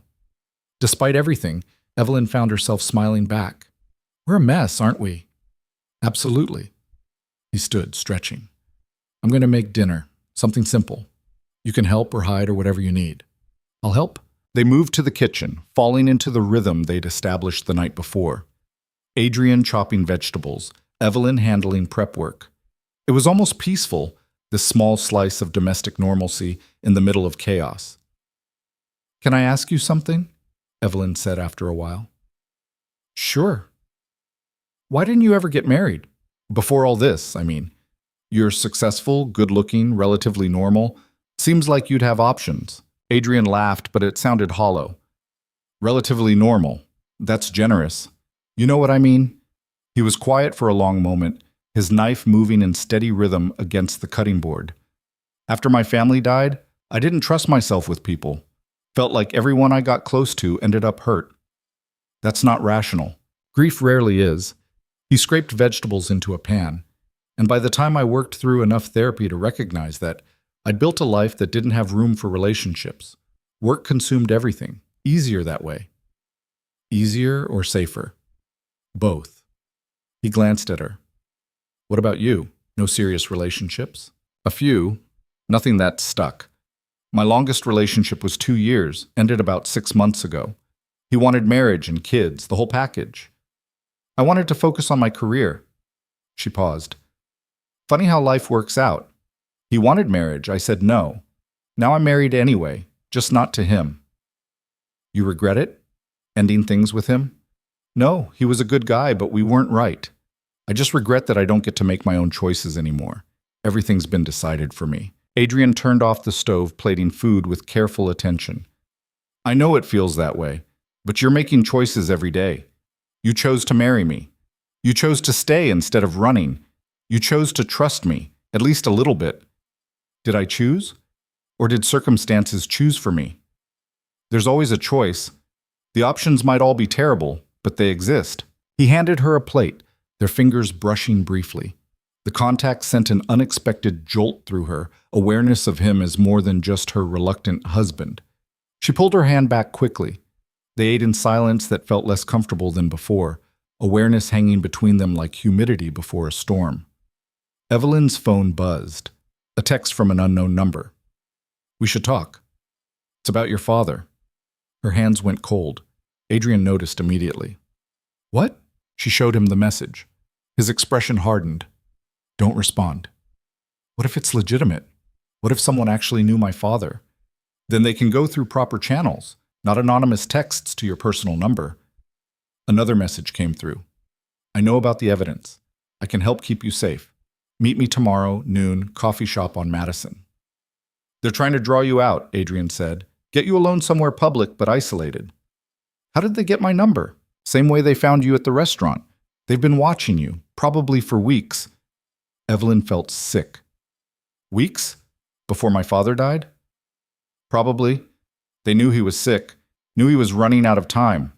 They've been positioning themselves for this moment. A third message arrived. Don't trust Adrian Vale. He's not who he says he is. She looked up at Adrian, watching his face. He'd gone very still, his jaw tight. What are they talking about? She asked. They're trying to drive a wedge between us. Make you doubt me so you're easier to manipulate. Is there anything I should doubt? Anything you haven't told me? Adrian met her eyes directly. I've told you everything that matters. Yes, I have a past. Yes, there are things about my work I haven't shared because they're confidential, but nothing that affects your safety or our arrangement. She wanted to believe him, needed to believe him, because if she couldn't trust Adrian, she couldn't trust anyone. Block the number, he said, and we're changing your phone. New number, new device, tomorrow. Won't they just find the new one? Eventually, maybe, but it'll buy us time. Evelyn blocked the number, then set her phone face down on the counter like it might bite her. This is getting worse, she said. It's escalating, but that means we're close to the end. They're getting desperate, which means the investigation is tightening around them. Adrian moved closer, his presence solid and reassuring. We just have to hold on a little longer. And if we can't, we can. We will. His hand found her shoulder again, that same brief contact from last night. I'm not going to let anything happen to you. She looked up at him, this man she'd married out of obligation, who cooked her dinner and answered her questions and stood between her and threats she couldn't see. Why? The question came out softer than she intended. Why are you really doing this? And don't say it's just because you promised my father. Adrian was quiet for a long time, his hand still on her shoulder. Because when my family died, I wanted to die too, and Richard gave me a reason to keep breathing. He didn't fix me, didn't make the pain go away, but he gave me purpose when I had nothing else. His voice was rough. You're his daughter, the person he loved most in this world. Protecting you isn't just keeping a promise, it's honoring the man who saved my life. Evelyn felt tears prick her eyes. He would have liked knowing that you're here. I hope so. They stood there in Adrian's kitchen, the city lights spreading beyond the windows, two people bound by grief and legal documents and something neither of them could quite name. Adrian's phone rang, breaking the moment. He pulled away to answer it. Davis, what have you got? He listened, his expression growing darker. You're sure? Yeah, I understand. Thanks. He hung up slowly. Michael Chen is an alias, he said. The real name is Marcus Chen, works for a shell company owned by James Garrett, the senator, the one her father's evidence would destroy. They sent someone directly, Evelyn breathed. Looks like it. Davis also traced the text to a different burner phone, same batch purchase as the one that called last night. They're coordinating. How many people are watching me? Impossible to know, but at least two, maybe more. Evelyn walked to the window, looking down at the street below. Cars moved like toys. People like ants. Any one of them could be watching this building, waiting for her to make a mistake. I can't live like this, she said, always afraid, always looking over my shoulder. Adrian came to stand beside her. You won't have to, not forever. How can you be sure? Because your father's evidence is airtight. The investigation's moving forward, and once it does, once arrests start happening, you stop being a useful target. And until then? Until then, we stay smart, stay safe, and trust each other. She looked at him, at the stranger who'd become her husband, her protector, her only solid ground in a world gone sideways. I'm trying, she said, to trust you. It's just hard. I know. He turned to face her fully. But I'm here. However long this takes, whatever we face, I'm here. Outside, rain continued to fall. Inside, two people stood at a window and tried to believe they could survive what was coming. Evelyn's phone, face down on the counter, buzzed one more time. Neither of them moved to check it. Some messages were better left unread. The message on her phone turned out to be from Maya, just checking in. But the damage was done. Evelyn barely slept that night, every sound in the apartment making her heart race. The hum of the refrigerator, the building settling, rain against glass. Around 3 in the morning, she gave up and padded to the kitchen for water. The apartment was dark except for the city glow filtering through the windows. She was halfway across the living room when she realized she wasn't alone. Adrian sat in one of the chairs by the window, still dressed, staring out at the city. "Can't sleep either?" she asked quietly. He turned, unsurprised to see her. "Occupational hazard. You?" "Same." She joined him at the window, keeping a careful distance. "How often do you sleep?" 4, maybe 5 hours a night, less when things get complicated. Things are pretty complicated right now. Yeah. He rubbed his face. Davis called again after you went to bed. They've identified 3 separate individuals conducting surveillance on this building over the past week. Evelyn's stomach dropped. 3? Different shifts. They're watching around the clock. So we're trapped here. We're safe here. There's a difference. Adrian stood, moving to the kitchen. Want tea? Coffee will just make the insomnia worse. Tea's fine. She watched him move through the darkened kitchen, pulling out mugs and tea bags with the ease of someone who'd done this countless times before.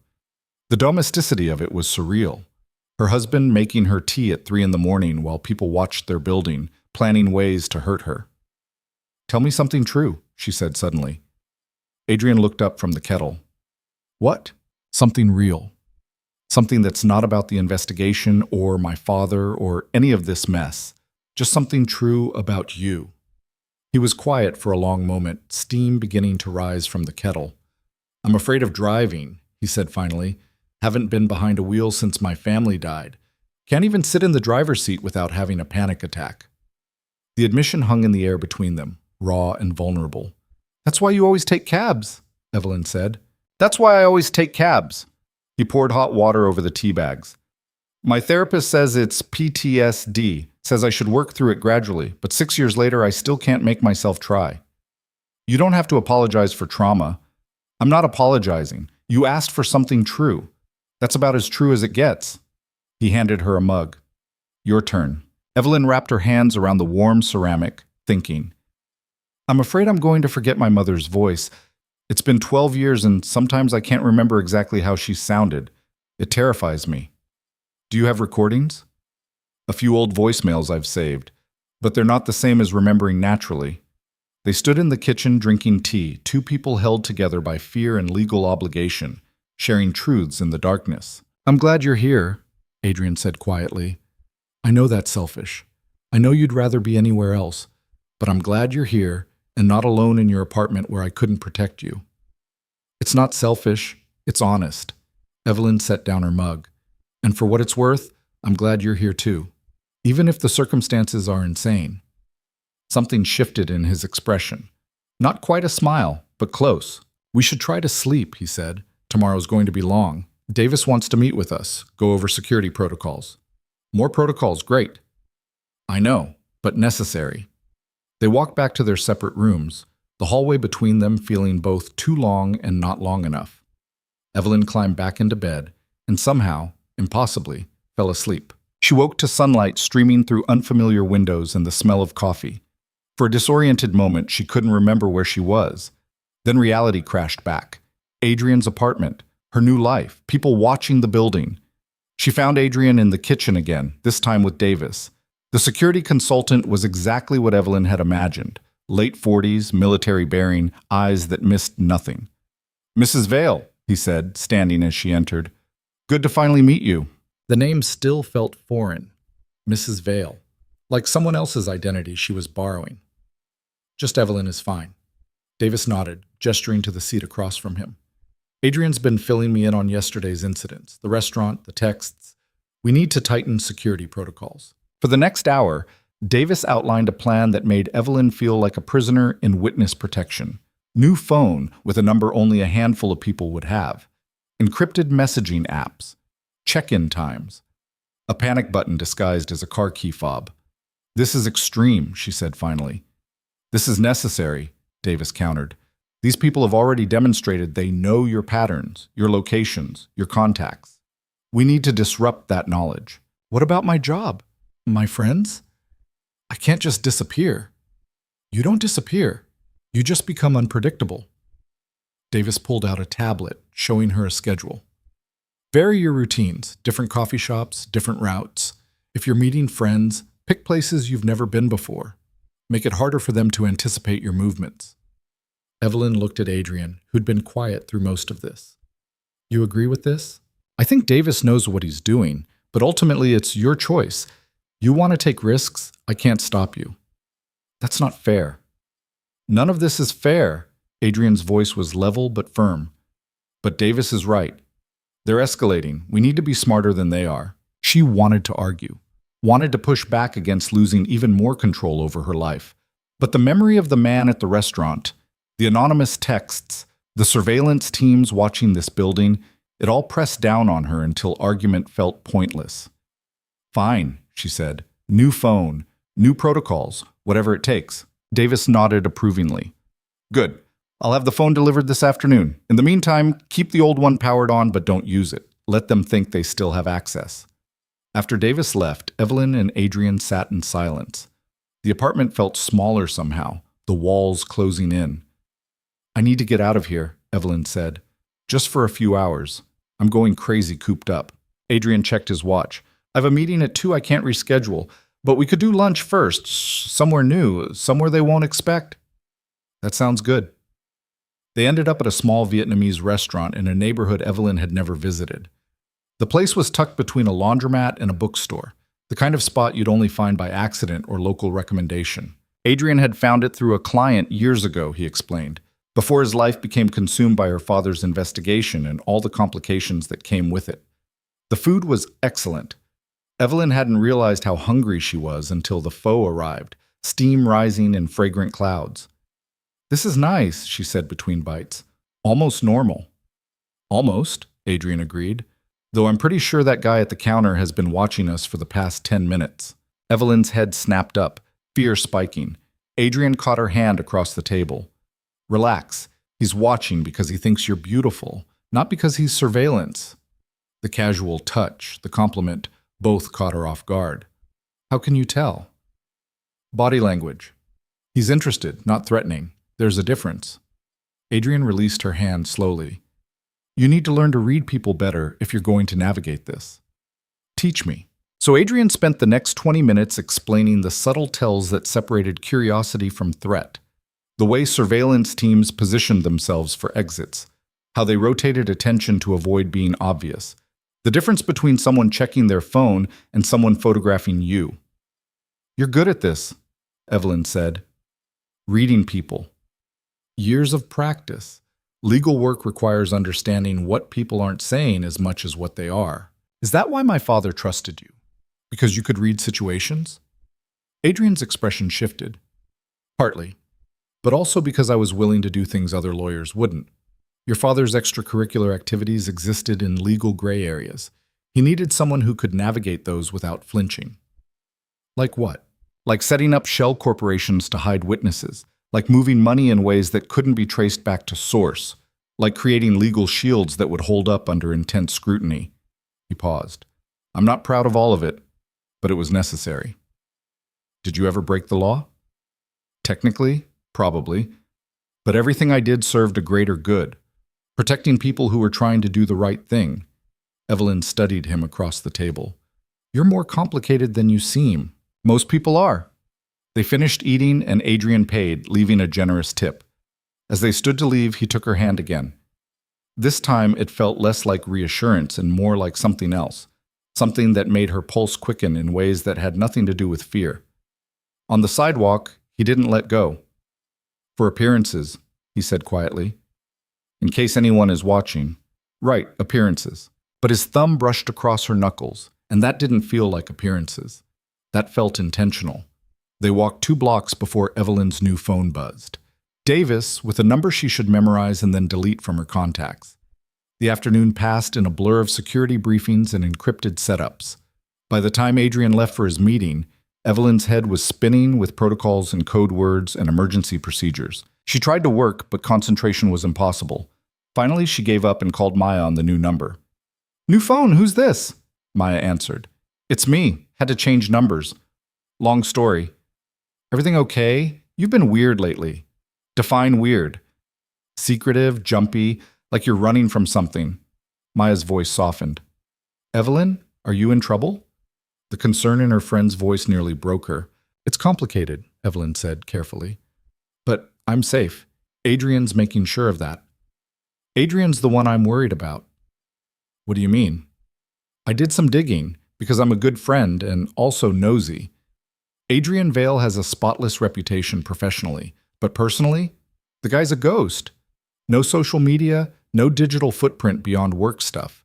And the work he does is all high-level corporate defense, the kind of clients who have things to hide." Evelyn's stomach tightened. "He's private. That doesn't make him dangerous." "No, but it makes him mysterious. And you married him after knowing him for like 5 minutes. That makes me nervous." "I know what I'm doing." "Do you?" Maya didn't sound convinced. "Because from where I'm sitting, you met this guy at the worst moment of your life and he convinced you to marry him before you could think straight. That's predatory, Evelyn. That's not romantic." "It's not like that." "Then what is it like?" "Because you won't tell me anything real. You won't explain why you're changing phone numbers, or why strange men are asking waiters about you, or why you look terrified half the time." Evelyn closed her eyes. Maya deserved better than lies, but the truth was too dangerous to share. "I can't explain everything," she said finally, "but I need you to trust me. Trust that I know what I'm doing, even if it looks crazy from the outside." Maya was quiet for a long moment. "I trust you, but I don't trust him. Not yet. He needs to earn that." "Fair enough." They talked for a few more minutes about safer topics before hanging up. Evelyn sat staring at the new phone, thinking about Maya's words. Was Adrian predatory? Had he manipulated her into this marriage? But that didn't track with the man who made her tea at 3 a.m, who shared his own fears and respected her boundaries, who gave her space in his carefully controlled world. Her old phone, still powered on as Davis instructed, buzzed with a new message. "Unknown number. You're making a mistake trusting him. Adrian Vale isn't who you think he is. Ask him about Chicago. Ask him what really happened there. Chicago." Evelyn's mind raced. Adrian had mentioned working in Chicago before moving to Portland, but he'd never given details. She screenshotted the message and sent it to Adrian. His response came quickly. "Don't engage. I'll explain when I get home." Home. He'd called the apartment home, for both of them. Evelyn spent the next 2 hours researching Adrian Vale in Chicago. She found mentions of a high-profile case 5 years ago.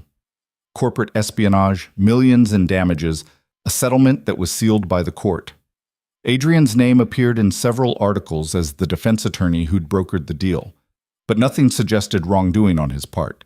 Nothing that would warrant anonymous warnings. When Adrian finally returned, he looked exhausted. His suit jacket was rumpled, his tie loosened. He dropped his briefcase by the door and went straight to the kitchen, pulling out a bottle of whiskey. "You want to tell me about Chicago?" Evelyn asked from the doorway. He poured 2 fingers of whiskey, downed it, poured another. "What did they tell you?" "Nothing specific, just that you're not who I think you are, and I should ask you what really happened." Adrian laughed, but it sounded bitter. Classic misdirection. "Make you doubt me so you're easier to manipulate. So tell me the truth. Let me decide what to believe." He leaned against the counter, drink in hand. "Chicago was 5 years ago. I was defending a pharmaceutical company accused of stealing research from a competitor. The case was complicated, lots of gray area. Both sides had legitimate claims. And I won. Got my clients a favorable settlement, saved them hundreds of millions. It was the kind of case that makes careers." He took another drink. "What the articles don't mention is that 6 months later, the competitor went bankrupt, lost everything. 300 people lost their jobs. That wasn't your fault. Wasn't it? I'm the one who destroyed their case. I'm the one who made sure they couldn't recover damages that might have kept them afloat. You were doing your job. I was doing my job brilliantly. That's the problem." Adrian's eyes met hers. I was so focused on winning that I didn't stop to think about the human cost, about the lives I was affecting. Your father said that case was when he knew I needed to work for something bigger than corporate profit. That's when he brought me in on his projects. Evelyn moved closer. The people sending these messages, they're trying to make me fear you, make me think you're ruthless and amoral. I am ruthless, and my morality is flexible when necessary. That's why your father wanted me protecting you, because I'll do whatever it takes to keep you safe, ethics be damned. That should probably scare me. Probably. He set down his glass. Does it? She thought about it. Really thought about what it meant to be married to someone who'd admitted they'd bend or break rules when it served their purpose. No, she said finally, because I think your moral flexibility is aimed in the right direction now. You're not working for corporations anymore. You're working for people who need protection. Something in his expression softened. You're giving me a lot of credit. My father gave you more, and I'm starting to understand why. Adrian pushed off from the counter, closing the distance between them. He was close enough that she could smell whiskey on his breath, see the gold flecks in his blue eyes. They're going to keep trying to split us up, he said quietly. Keep sending messages designed to make you doubt me, make you think I'm dangerous or manipulative or using you. Are you using me? Yes. To keep a promise to a dead man, to give my life purpose, to feel like I'm doing something that matters. His hand came up, fingers brushing her cheek. But I'm not using you maliciously. Everything I've done, every protocol and restriction, it's all aimed at keeping you alive. His touch sent heat through her. This was dangerous territory. They were supposed to be maintaining professional distance, keeping this arrangement clinical. But there was nothing clinical about the way he was looking at her. Adrian, I know, this complicates things. We should keep boundaries. But he didn't pull away. I just need you to know that whatever else happens, whatever they try to make you believe, I'm on your side. Always. Evelyn's heart was racing. Okay. Okay? I believe you. The relief in his eyes was profound. He stepped back, putting safe distance between them again. I should shower, change. We can order dinner. Sounds good? He disappeared down the hallway, leaving Evelyn standing in the kitchen trying to figure out what had just happened. That almost moment, the charge in the air, the way her body had responded to his proximity. This was supposed to be fake. A legal arrangement, nothing more. But it was starting to feel like something more. Her new phone buzzed. Maya. Sarah's birthday is Friday. Drinks at Morrison's. You in? A public place. Lots of people.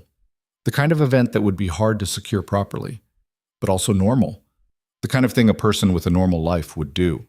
She texted Adrian, friend's birthday Friday. Bar on Morrison. Can we make it work? His response came after a few minutes. I'll coordinate with Davis. We'll make it work. Friday came faster than Evelyn expected. The days between were filled with security briefings and encrypted communications and the strange dance of learning to live with someone who was simultaneously a stranger and her legal husband. They'd settled into routines. Coffee together in the morning, Adrian working from his study while Evelyn handled her job remotely. Dinners that sometimes felt like dates and sometimes felt like business meetings. And there were moments, small ones. Adrian's hand on her lower back as they navigated crowds. The way he listened when she talked about her work, actually listened instead of just waiting to speak. How he'd started leaving small things for her. A book she'd mentioned wanting to read. Her favorite tea that he'd somehow discovered and ordered. Nothing overt, nothing that crossed lines, but enough to make her wonder what would happen if they did. Morrison's was packed when they arrived. Sarah's birthday had attracted a crowd, friends and co-workers spilling across 2 reserved tables. Adrian stayed close, his presence protective without being obvious. To anyone watching, they looked like a couple. His hand found hers naturally. When she laughed at something Maya said, he smiled like he was in on the joke. He's different than I expected, Sarah said when Adrian went to get drinks. Warmer. Yeah, he grows on you, Evelyn said. You look happy. Happier than I've seen you in a while. Was she happy? It seemed impossible given the circumstances, but there was something about Adrian's steady presence, the way he'd created space for her in his life, that made her feel less alone. I'm getting there, Evelyn said. Adrian returned with drinks, sliding seamlessly into conversation with her friends. He told stories about his work that were funny without revealing anything confidential, asked questions that showed genuine interest. By the end of the night, even Maya seemed convinced. They were walking to the exit, Adrian's arm around her waist, when Evelyn saw him. Marcus Chen, the man from the restaurant, standing near the door watching them. Her entire body went rigid. Adrian felt it immediately. His arm tightened around her, his body shifting into a protective stance. "Where?" he asked quietly. "By the door. Gray suit." Adrian's eyes found the man, recognition flashing across his face. "Stay behind me." "Adrian." But he was already moving forward, positioning himself between Evelyn and the threat. Marcus Chen smiled. It was cold, calculated. "Mr. Vale, Mrs. Vale, fancy meeting you here." "Walk away," Adrian said, his voice low and dangerous. "Now, I just want to talk about the evidence Richard Carter collected, about what it's worth. We have nothing to discuss." "No? Not even about how much easier your life would be if that evidence disappeared? How much safer your lovely wife would be?" Adrian's hand clenched into a fist. Evelyn saw the violence coiling in him, barely restrained. "You have 3 seconds to leave before I make you leave," Adrian said. Chen's smile widened. "So protective, it's almost sweet. Does she know what you did to your last client who trusted you? Does she know about Chicago, about how you sold out 300 people to save your own skin? That's not what happened, isn't it? You're very good at rationalizing your choices, Vale, but when it comes down to it, you always choose yourself. And eventually, you'll choose yourself over her, too." Evelyn stepped forward, done with being talked about like she wasn't there. "You don't know anything about him? Or us?" Chen turned his attention to her, his eyes cold. "I know your father made a lot of enemies before he died. I know that evidence is the only thing keeping you alive. And I know that if something happened to you, that evidence would lose its teeth. No living witness to testify about how it was collected." The threat was clear. Adrian moved so fast Evelyn almost didn't see it. One moment he was beside her, the next he had Chen against the wall, forearm across his throat. "You just threatened my wife," Adrian said, his voice deadly calm. "In a public place, in front of witnesses. That was stupid." Chen struggled against Adrian's hold. "You're assaulting me. Defending my wife from a direct threat. Very different legal standard." Adrian leaned in closer. "Tell Garrett and his friends that if they come near her again, I will destroy them. Not legally, personally. I know things about their operation that aren't in Richard's evidence. Things I've kept quiet because I was being professional. But if they hurt her, I stop being professional. Understand?" Chen's eyes widened slightly. Fear, real fear, crossed his face. Adrian released him, stepping back. "Now get out!" Chen stumbled toward the exit, casting one last look at Evelyn before disappearing into the night. The bar had gone quiet. People were staring. Adrian took Evelyn's hand, his grip tight. "We're leaving, now." He guided her out through a side exit, into an alley where Davis was already waiting with a car. "Get in," Davis said. They climbed into the back seat. Davis pulled out quickly, taking turns that seemed random, but were probably designed to lose anyone following. Evelyn was shaking. Adrian pulled her against him, his arms solid and real. "I'm sorry," he said into her hair. "I shouldn't have let him get that close. Shouldn't have lost control. You protected me." "I threatened him. That's different. That's going to escalate things." "He threatened me first. Doesn't matter. I should have been smarter." Adrian's hand moved in circles on her back, a gesture of comfort that felt automatic. "Davis, we need to move her. Tonight. They know too much. They're too close." "Where?" Davis asked from the front seat. "The safe house. The one Richard set up." Evelyn pulled back to look at Adrian. "Safe house? What safe house? Your father bought a property 18 months ago. Under a shell company. Impossible to trace back to him or you. It's in the mountains 2 hours from here. Fully stocked. Secure." Adrian's expression was grim. "I was hoping we wouldn't need it, but after tonight we don't have a choice." "I can't just disappear. I have a job, friends." "You have people actively trying to kill you," Adrian cut in. "Everything else is secondary." "This is my life, and I'm trying to keep you alive long enough to have one." His voice rose, frustration breaking through. "Do you understand what just happened? They sent someone directly to threaten you, in public. That means they're done being subtle, done playing games. Next time it won't be words. Evelyn felt tears building. How long? At this safe house? I don't know. Days. Maybe weeks. However long it takes for the investigation to advance enough that you're no longer the most convenient target. This isn't fair. No, it's not. Adrian's voice softened. But it's necessary, and I'll be there with you, every step. She looked at him, this man who'd just slammed someone against a wall to protect her, who was willing to upend both their lives to keep her safe. Okay, she whispered. Okay, we'll go. Adrian pulled her close again, and Evelyn let herself be held as Davis drove them through the dark streets toward an uncertain future. Everything was spinning out of control, but Adrian's arms were steady, and right now that was all she had to hold on to. They stopped at the apartment only long enough to grab essentials.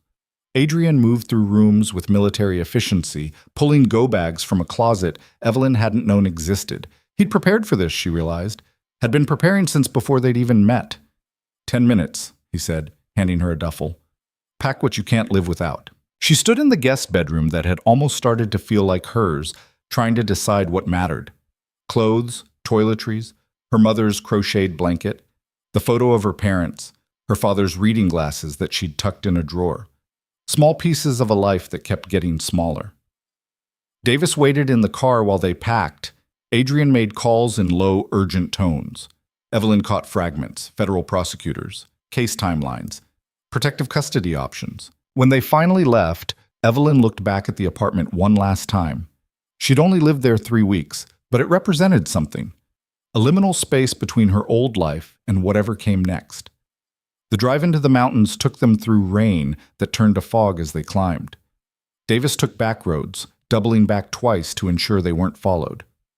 Adrian sat beside Evelyn in the back seat, his hand finding hers in the darkness. I'm sorry, he said again.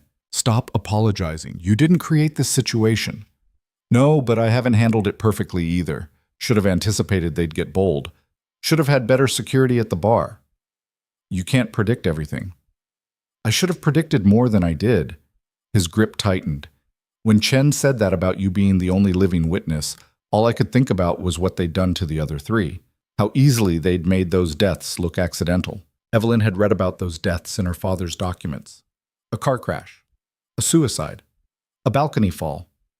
Each one investigated and closed without charges. I'm still here, she said, because your father planned well, and because you agreed to marry a paranoid stranger who sleeps 4 hours a night and makes you live like a fugitive.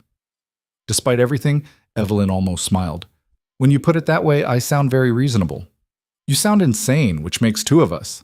The safe house appeared through the fog, like something from another world. Modern architecture tucked into the trees, all glass and steel and sharp angles.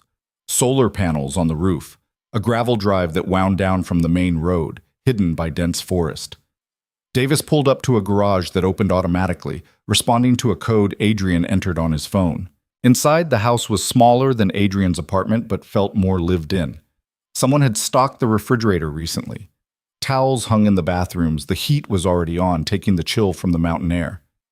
Your father came here sometimes, Adrian said, setting down their bags. When he needed to think, to get away from the investigation.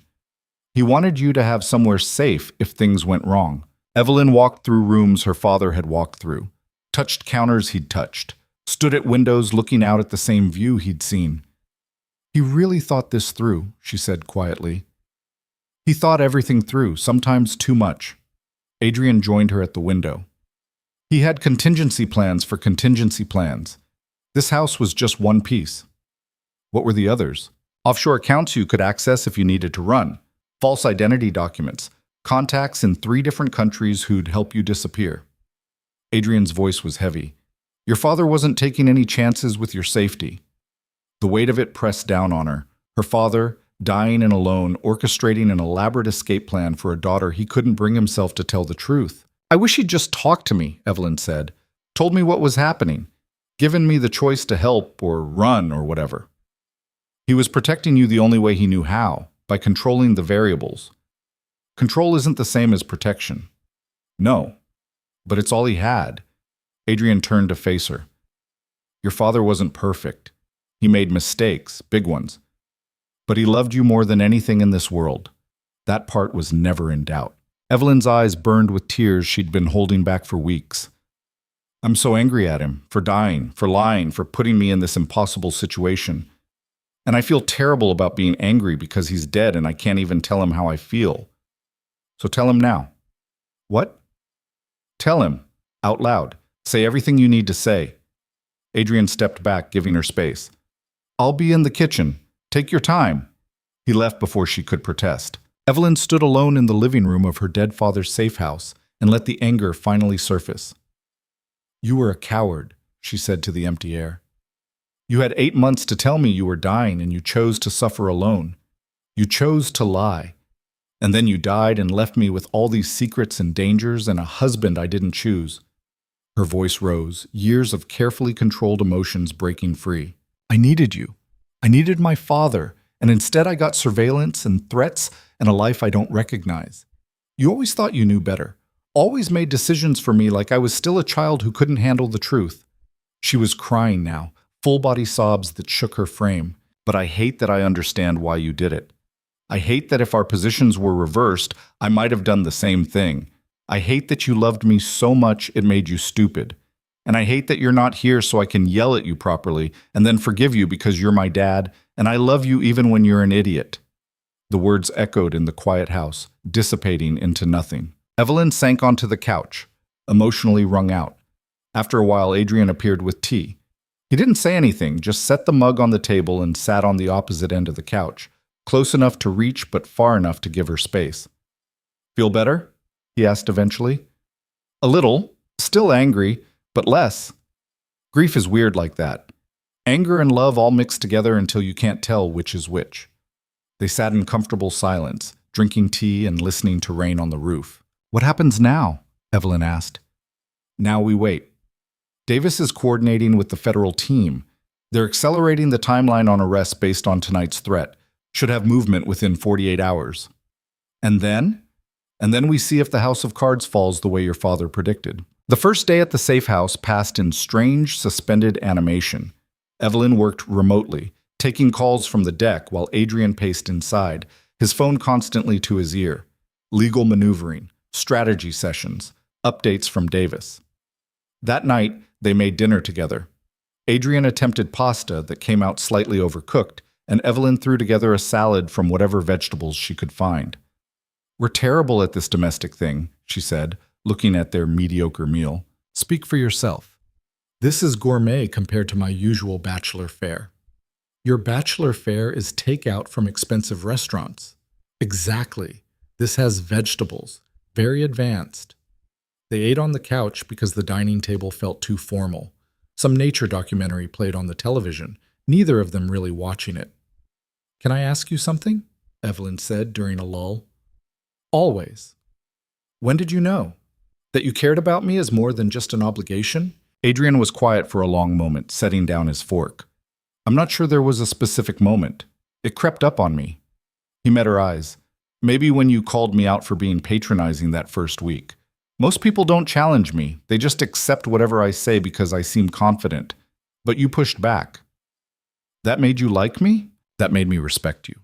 The liking came later. Watching you adapt to impossible circumstances. How you stayed kind, even when you had every right to be bitter. He paused. And the morning I found you crying in the kitchen at 3 a.m. because you'd gotten an email that your father had scheduled to send after his death. Just him saying he loved you and was proud of you. Evelyn remembered that morning. The automated email that had felt like a ghost reaching out from beyond. You made me tea and didn't ask questions, she said softly, because you didn't need questions. You needed someone to sit with you while you fell apart. When did it become more than respect and liking? Adrian's expression shifted to something more vulnerable. Probably the night at the bar, when Chen threatened you and every instinct I had screamed to protect you. Not because your father asked me to, but because the thought of someone hurting you made me physically sick. The admission hung between them, honest and raw. I care about you too, Evelyn said. I don't know when it happened. Maybe it was gradual, or maybe it was all at once and I was too scared to acknowledge it. Scared of what? of this being real, of it mattering. Because if it matters and something happens to you because of me, I don't know how I'd survive that. Adrian moved closer, closing the distance between them on the couch. Nothing's going to happen to me. You can't promise that. No, but I can promise I'll fight like hell to make sure we both get through this. His hand came up, cupping her face. And when this is over, when you're safe and the threats are gone, we can figure out what this is, what we are. What if I don't want to wait? The question surprised them both. Evelyn? She kissed him, just leaned forward and pressed her lips to his, tired of waiting for the right moment or the safe choice. Adrian froze for half a second, then responded. His hand tangled in her hair, pulling her closer. The kiss deepened, weeks of tension and denied attraction finally breaking free. When they pulled apart, both breathing hard, Adrian rested his forehead against hers. That complicates things, he said. Everything's already complicated. Fair point. He kissed her again, softer this time. We should probably talk about this. Set boundaries. Figure out what it means. Or we could just see what happens. That's very unlike you. You're usually the cautious one. Maybe I'm tired of being cautious. Maybe I want one thing in my life that feels good instead of terrifying. Adrian pulled back enough to look at her properly. I want this. Want you. But not if it's just escapism. Not if tomorrow you'll regret it. I won't regret it. You don't know that. I know I'm tired of being afraid, tired of second-guessing everything. You make me feel safe and seen, and like maybe I can survive this nightmare. She took his hand, pressing it over her racing heart. That's not escapism, that's real. Something in Adrian's expression cracked open. The careful control he maintained constantly, the professional distance, all of it fell away. Okay, he said quietly. Okay, we'll figure this out together. They spent that night talking, not about the investigation, or the threats, or the uncertainty of their future, just about themselves. Adrian told her about growing up with a sister who was smarter than him and parents who encouraged healthy sibling rivalry. Evelyn shared stories about her mother's terrible singing voice and how her father would join in just to make it worse. They fell asleep on the couch, tangled together, the television still playing nature sounds neither of them heard. Evelyn woke to her phone ringing. Davis. Adrian was already awake, his phone in hand, reading something that made his expression darken. What happened? She asked. Arrests started 2 hours ago. Federal agents hit 12 locations simultaneously. Garrett, Holloway, 8 others. They're in custody. Relief flooded through her. It's over? Not yet. They'll try to make bail. They'll fight the charges. But the evidence your father collected is solid. Davis says the prosecutors are confident. Adrian's phone rang. He stepped away to answer it, his voice dropping to tones Evelyn couldn't hear. When he came back, his expression was strange, tight. That was the lead prosecutor. They want you to testify. Grand jury first, then trial, if it goes that far. About how your father collected the evidence. What he told you about his investigation. But he didn't tell me anything. I didn't even know about it until after he died. You can testify to that. To the measures he took to protect you. To the threats you've received since his death. It strengthens their case that these people are dangerous, that your father had legitimate reasons to fear for both your safety. Testifying meant going public, meant her name in court documents, meant becoming even more of a target. Do I have a choice? Legally? Yes. Practically? If you want these people locked up for good, your testimony matters. Evelyn thought about her father, spending 3 years building this case, about the other informants who'd died trying to bring these criminals to justice, about the 300 people who'd lost their jobs in Chicago and countless others who'd been hurt by the corruption her father had documented. I'll do it, she said. You're sure? No, but I'll do it anyway. Adrian pulled her into his arms, holding tight. I'll be there. Every hearing, every testimony. You won't face this alone. The next week was a blur of legal preparations. Lawyers prepping her for testimony, mock questioning sessions, security protocols for courthouse appearances. The grand jury testimony happened on a Wednesday. Evelyn wore a simple gray suit and tried not to shake as she swore to tell the truth. Adrian sat in the hallway outside, unable to enter but there the moment she emerged. How'd it go? He asked. I have no idea. They asked a lot of questions about my father's mental state, whether he seemed paranoid or rational. I said he seemed like a man who knew he was doing something dangerous but believed it was right. That's good. That's exactly right. The indictments came down 3 days later. All 12 defendants charged with multiple counts of money laundering, fraud, conspiracy. Bail set impossibly high. They wouldn't be getting out anytime soon. Davis called that evening with an update. Surveillance teams have been pulled back. With the primary targets in custody, the threat level dropped significantly. You can go home. Home. Evelyn looked around the safe house that had become their refuge, where she and Adrian had stopped pretending they were just legal partners and started acknowledging something more. What do you think? She asked Adrian after Davis hung up. I think we can go back to the apartment, resume some version of normal life, though we should keep security measures in place until after the trial. These people have friends. That's not what I'm asking. Adrian knew. She could see it in his eyes. I think, he said carefully, that we should take things slow, figure out what we are when we're not running for our lives. We're married. We're legally married. That's different from actually being married. Is it? Evelyn moved closer. We live together. We trust each other. We've seen each other at our worst and stuck around anyway. Sounds pretty married to me. You married me because your father left you no choice. I married you because it was the smart tactical decision. I'm choosing to stay married because I want to. Adrian's expression shifted. Hope, uncertainty, fear all mixed together. I don't want you to feel trapped, he said. I don't feel trapped. I feel like maybe my father's insane plan actually worked. Not the way he intended, but it worked. Evelyn, I love you. The words came out easier than she expected. I don't know when it happened. Maybe gradually, maybe all at once. But I love you, and I want this to be real, not just paperwork and obligation. Real. Adrian kissed her like a man drowning who'd finally found air. When they broke apart, his hands framed her face with a gentleness that made her chest ache. I love you too, he said. I tried not to. Tried to keep it professional, but you made that impossible. Good. Professional is boring. They went back to Portland the next day. The apartment felt different. Lighter somehow, with the immediate danger past. Evelyn moved her things from the guest room to Adrian's room, not because she had to, because she wanted to. The trial took 8 months. Evelyn testified twice, once in pretrial hearings and once during the main trial. Each time, Adrian sat in the gallery, his presence steady and reassuring. The jury deliberated for 3 days before returning guilty verdicts on all major counts. Sentencing put most of the defendants away for 20-plus years. The day the verdicts came down, Evelyn and Adrian went to her father's grave. She hadn't been back since the funeral, couldn't face it with everything else happening. But now, with justice served, she could stand at his headstone and say what needed saying. You were right, she told him, about Adrian, about the evidence being enough, about fighting even when it seemed impossible. She paused, wiping tears. You were wrong about a lot too, about keeping secrets, about trying to control everything, but you were right about the things that mattered most. Adrian stood a few feet back, giving her privacy.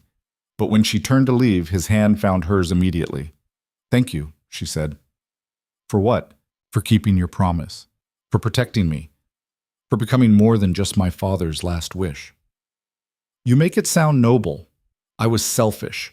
Wanted you from the moment you opened that door looking exhausted and furious and heartbroken. Every day since has just been me trying to deserve you. You deserve me. And I deserve you. We deserve each other. 6 months after the trial ended, they had a second wedding. A real one this time, not a courthouse formality. Small ceremony, just close friends. Maya served as Evelyn's maid of honor, still suspicious of Adrian but warming to him gradually. They exchanged new rings, wrote their own vows, promised to choose each other every day, not because a legal document required it, but because they wanted to. Sarah cried through the whole ceremony. Lisa got drunk and made an inappropriate toast. Maya cornered Adrian afterward and told him if he ever hurt Evelyn, she'd destroy him professionally and personally.